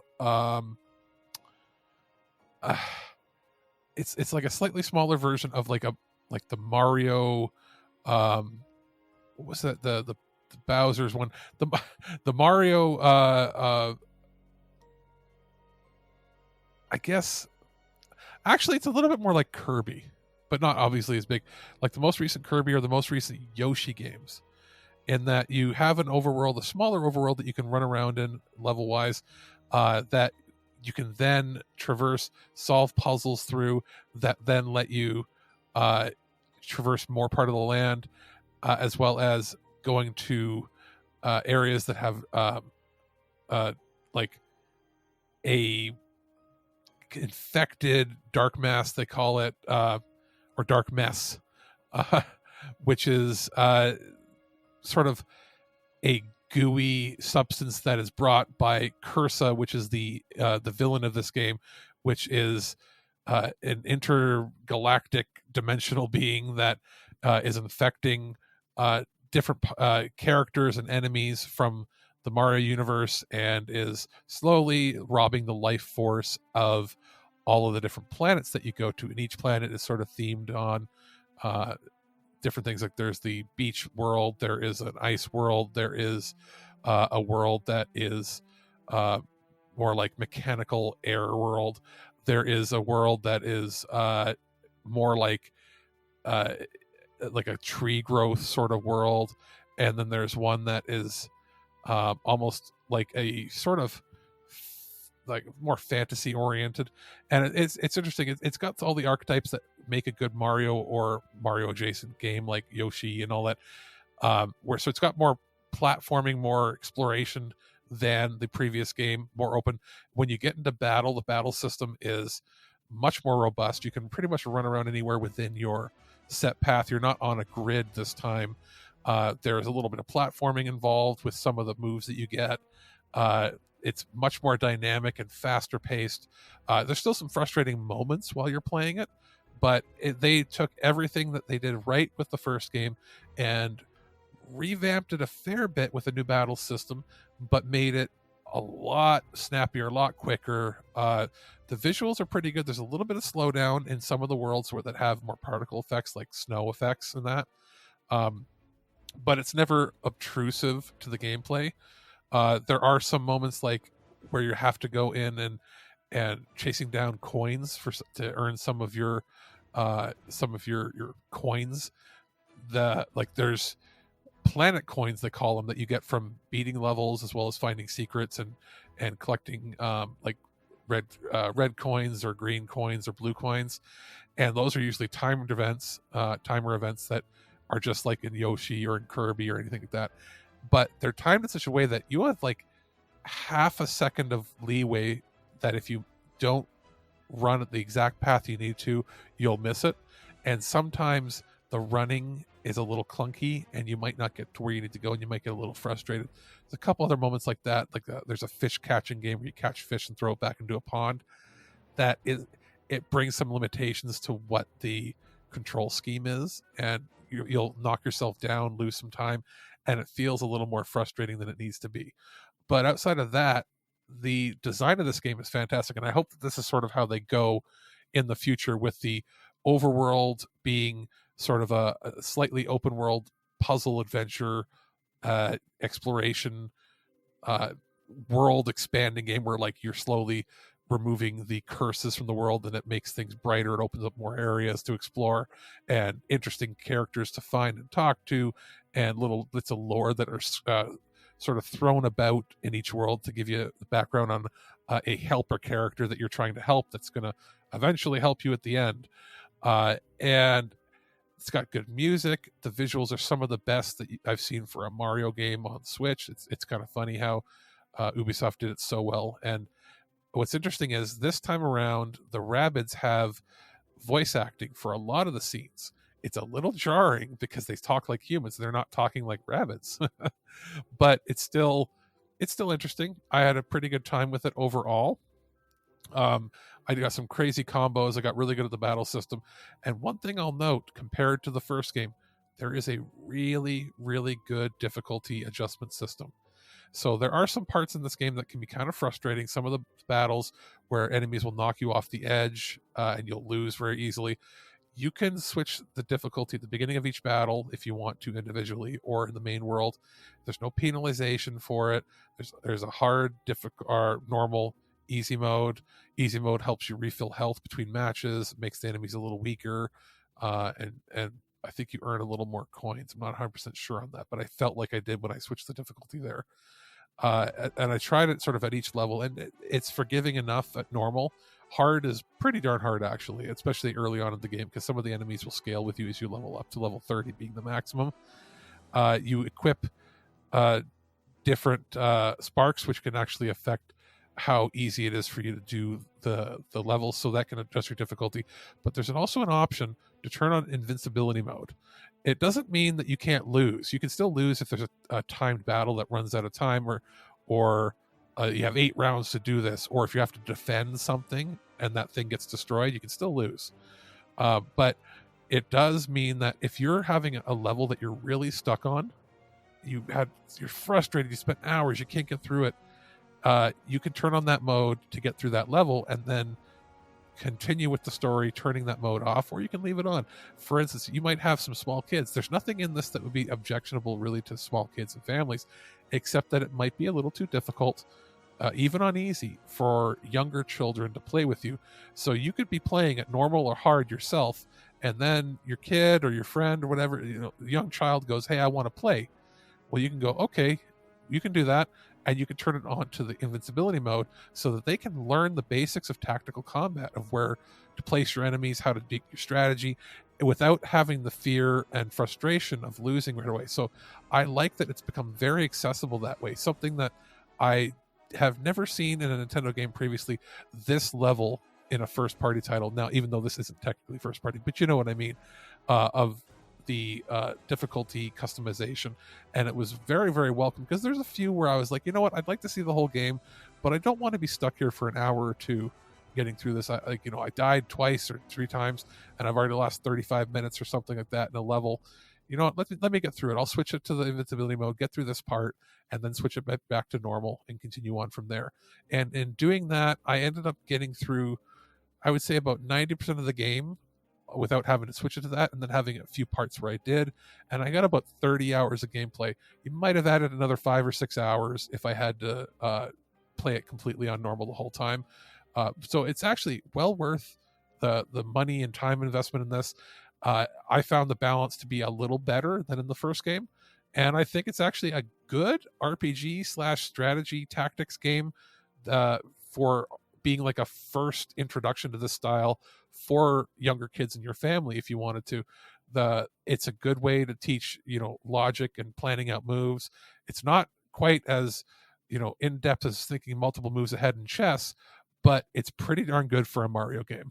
Those magnificent bastards. Color me kooky, but something very odd is going on around here. You're not allowed to talk anymore. Hey guys, welcome back to ThisWeekInGeek.net. Me and Alex were just discussing off air as sometimes you find some really strange stories for weird news, and once you really kind of get into it, sure, it seems funny on the surface, but then it gets really strange. Really. Well, and we generally don't want to read them or read the full article beforehand. Like, we'll skim the beginning usually, because you want your reactions to be genuine. Yeah, I try and read as much as I can beforehand, but when it comes to weird news, I generally let Alex take that, because some of my stuff will either be too controversial, super fucking sciencey, where I have to read a bunch of terms I can't explain. Well, and let's be honest, nobody wants to hear somebody have to read for 5 minutes straight, barely breathing, because you want to get through a whole bunch of science jargon. Yeah, it's interesting, and now that I know about it, I will probably never use HelloFresh again. And honestly, I wasn't that impressed with the service to begin with. So party on. And I was actually thinking back just now. I used it the one time when we had promo codes, coupon code. I think I paid, what was it, like $20 total for a week's worth of, for like $200 and some odd dollars worth of food. Yeah, and I was like, I was cackling, and it was fine, but. You know what I realized? I didn't get any of the meals that had coconut, so I'm fine. Yeah. So coming up for the show for the rest of the month, we got about a week and a half left in the month. My week is surprisingly busy, but I know me and Alex were talking with Aaron. We're going to be doing a Weird Al special on Loose Cannon, because if you've been following him, he did release a movie called Weird, the Al Yankovic story, which you can find exclusively on Roku. Although even Weird Al himself has said, it would be very privately naughty if you were to get this another way. I can't imagine the torrent of questions that I might get about this. Yeah, because that's funny. I mean, if you have any Roku device, it's free on their app. It's free on like televisions that have Roku built in. I did have a friend that signed up for a Roku account and there's a Roku app, I think, on phones or something. He said he was having trouble playing it, even though it is supposed to be there. So I don't know if that's a regional thing or if it was an app issue with his phone. But it is supposed to be playable to anybody with a Roku account. Yeah, so we will be doing something about that. I know me and Alex have memories of Al Music that aired on Much Music up here in Canada. He would do, I don't know if he did it in the States actually, but he would do a takeover thing where the whole day would be him. And by whole day, it was like 4 or 5 hours. Yeah, like he would come in at like 3 p.m. after school, and host till like 8 or 9 during prime time, and they would have him interstitials in between things. And then I think he did a Saturday one time. Yeah, that's what I remember mostly are the Saturdays. It would be from noon till 5. And it would just be him making funny music videos, doing funny little skits, and it was pretty amusing. So we'll talk about so I imagine that would have been like he was doing a tour and he was going to do Montreal and Toronto, so they would have a day where he would do Much Music, and then he would go over and do Music Plus in Montreal. Yeah. So yeah, we'll be talking about that, the Weird Al show, and I know a lot about his music. Actually, I've been a fan since the early '90s. So we'll be talking about that. We're gonna try and record a couple of loose cannons, so we have stuff to play during the hiatus, which starts probably around December 10th. We're recording our holiday gift guide on the 9th, which will air that day. Yeah. I would say that Holiday Gift Guide won't be our last show of the regular year. It's going to be the Game Awards, which happens the day later. Yeah, so we will have some pre-recorded content, some stuff that cuts really close to the end of the year. So yeah, there will be lots of programming in the next couple of weeks. We're going to try and do Alex's Power Ranger game. I'm writing Transformers right now. It's just been a really, really, really busy month, and Aaron's been traveling a lot too. Yeah, and we've discussed with Aaron. He wants to record with us. We want to record. It's been lining up schedules. Like I was lined up for a while, and then I was ill. You've had off and on with busyness. He's had off and on with stuff. We want to get to recording. We're not just saying it for the sake of. It's been rough trying to get everybody together for more than just our regular show. Even sometimes getting our regular show together. I was about to say, because like even tonight, as we record this on Sunday evening, I have hours worth of homework to do. I've got production work to do for other projects, and I've got municipal work that I have to do. So it's just been busy. And I technically finished one of my big compulsoraries tonight for my college course, so I really got to pay attention. But so yeah, like our intent is to get more stuff out. If we don't, sorry, but we will like we'll do. I'll say this: we'll do the Weird Al one for sure. Oh, for sure. The other 2 or 3 ones I had ideas for loose cannon might have to wait. We might not get our Future Imperfect done, or if we do, it'll be you we'll and have Aaron. to talk. Yeah, I'll have to talk to Aaron about that. Maybe he and I can get something put out in the next few, or at least recorded in the next few weeks. And it might be stuff that instead of releasing in December, if we record that stuff, because people have already had to wait for our reviews of certain things a long time already now for Star Trek, it might just be that we end up putting it out during our break. Yeah, and it might be sort of the year in review for Trek. And yeah, I know something like that. That's what I was thinking about too. Is like, you know what? Instead of scrambling to try to find a spot to release it, we can record it anywhere from now until sometime in December. It's no big deal. Yeah, I know one show I talked about with Aaron is, since Aaron does all the Star Trek ships for Star Trek Adventures, I want to talk to him about the Utopia Planitia book, and there's some fun Easter eggs in there that I would love to chat about with him. So hopefully I'll get a chance to do that. So I'm going to be reading once I get through the busyness that is this week. I have a lot more free time. And then you can, like, once everything's calmed down, you can talk to JT and work out Sunday funnies. Yeah, because he gave me access to, he has this account where he has access to a lot of the older comics for some series that I've always wanted to read. So there's a lot of cool stuff that I really want to talk about in 2023. I just didn't expect my 2022 to get as busy as it did, but I'm glad that it is. Think about it. 4 years of trying not to die, basically off and on, right? Mm-hmm. Trying not to die, revamping the sites, figuring out our programming, getting our groove together, and now getting your freedom back to being able to go out and be healthy enough to advocate and do things more. You're getting to do everything you couldn't do for 4.5 years. Yeah. And you've been cramming it all into 1 year. Yeah, it's been busy, to say the least. So anyway, guys, like I said, it's been an interesting week. And if you want to know more about what I was talking about, you can go to my TikTok, which is @BirdmanDodd. I talk a lot about it there. Other than that, we will be, like, I'm gonna, after we record this, after I get the reviews put together and get the show ready, I am gonna spend a couple of days and I'm gonna do a little bit of research into Mastodon. I know the basic concept of it. It's not a centralized thing the way Twitter is. I believe it's like everybody that signs up has their own server. It's weird because I've got people on my server. Isn't it sort of like Discord? Not really. It's weird. There's like different servers that people go on. There's like the main social, and then there's niche ones. It's weird. I don't quite get it just yet. So So yeah, I'm going to read it all, and we'll see, because it's not just that. It would be a good idea for us to branch out into some other platforms, especially if we can find a way to integrate it with our posts and stuff, and make it easy for us. Yeah, because we want to be able to reach people. Yeah. If Twitter just goes kaput by the time that this is out. Yeah, exactly. Because you never know at this point. Like we could go on break and come back and not have a social presence on most sites. Yeah, so we will be sure to keep you guys as informed as we possibly can. So anyway, guys, hopefully you will enjoy the rest of your week. I hope you all have a wonderful week. I know our American friends are going to be looking forward to Thanksgiving either this weekend or next weekend. It's this weekend. So just be careful out there, folks. Drive safe. Black Friday, it's not worth trampling somebody for a $3 toaster. Yeah, or like a TV that's like $50 off. It's not worth it. And you know what?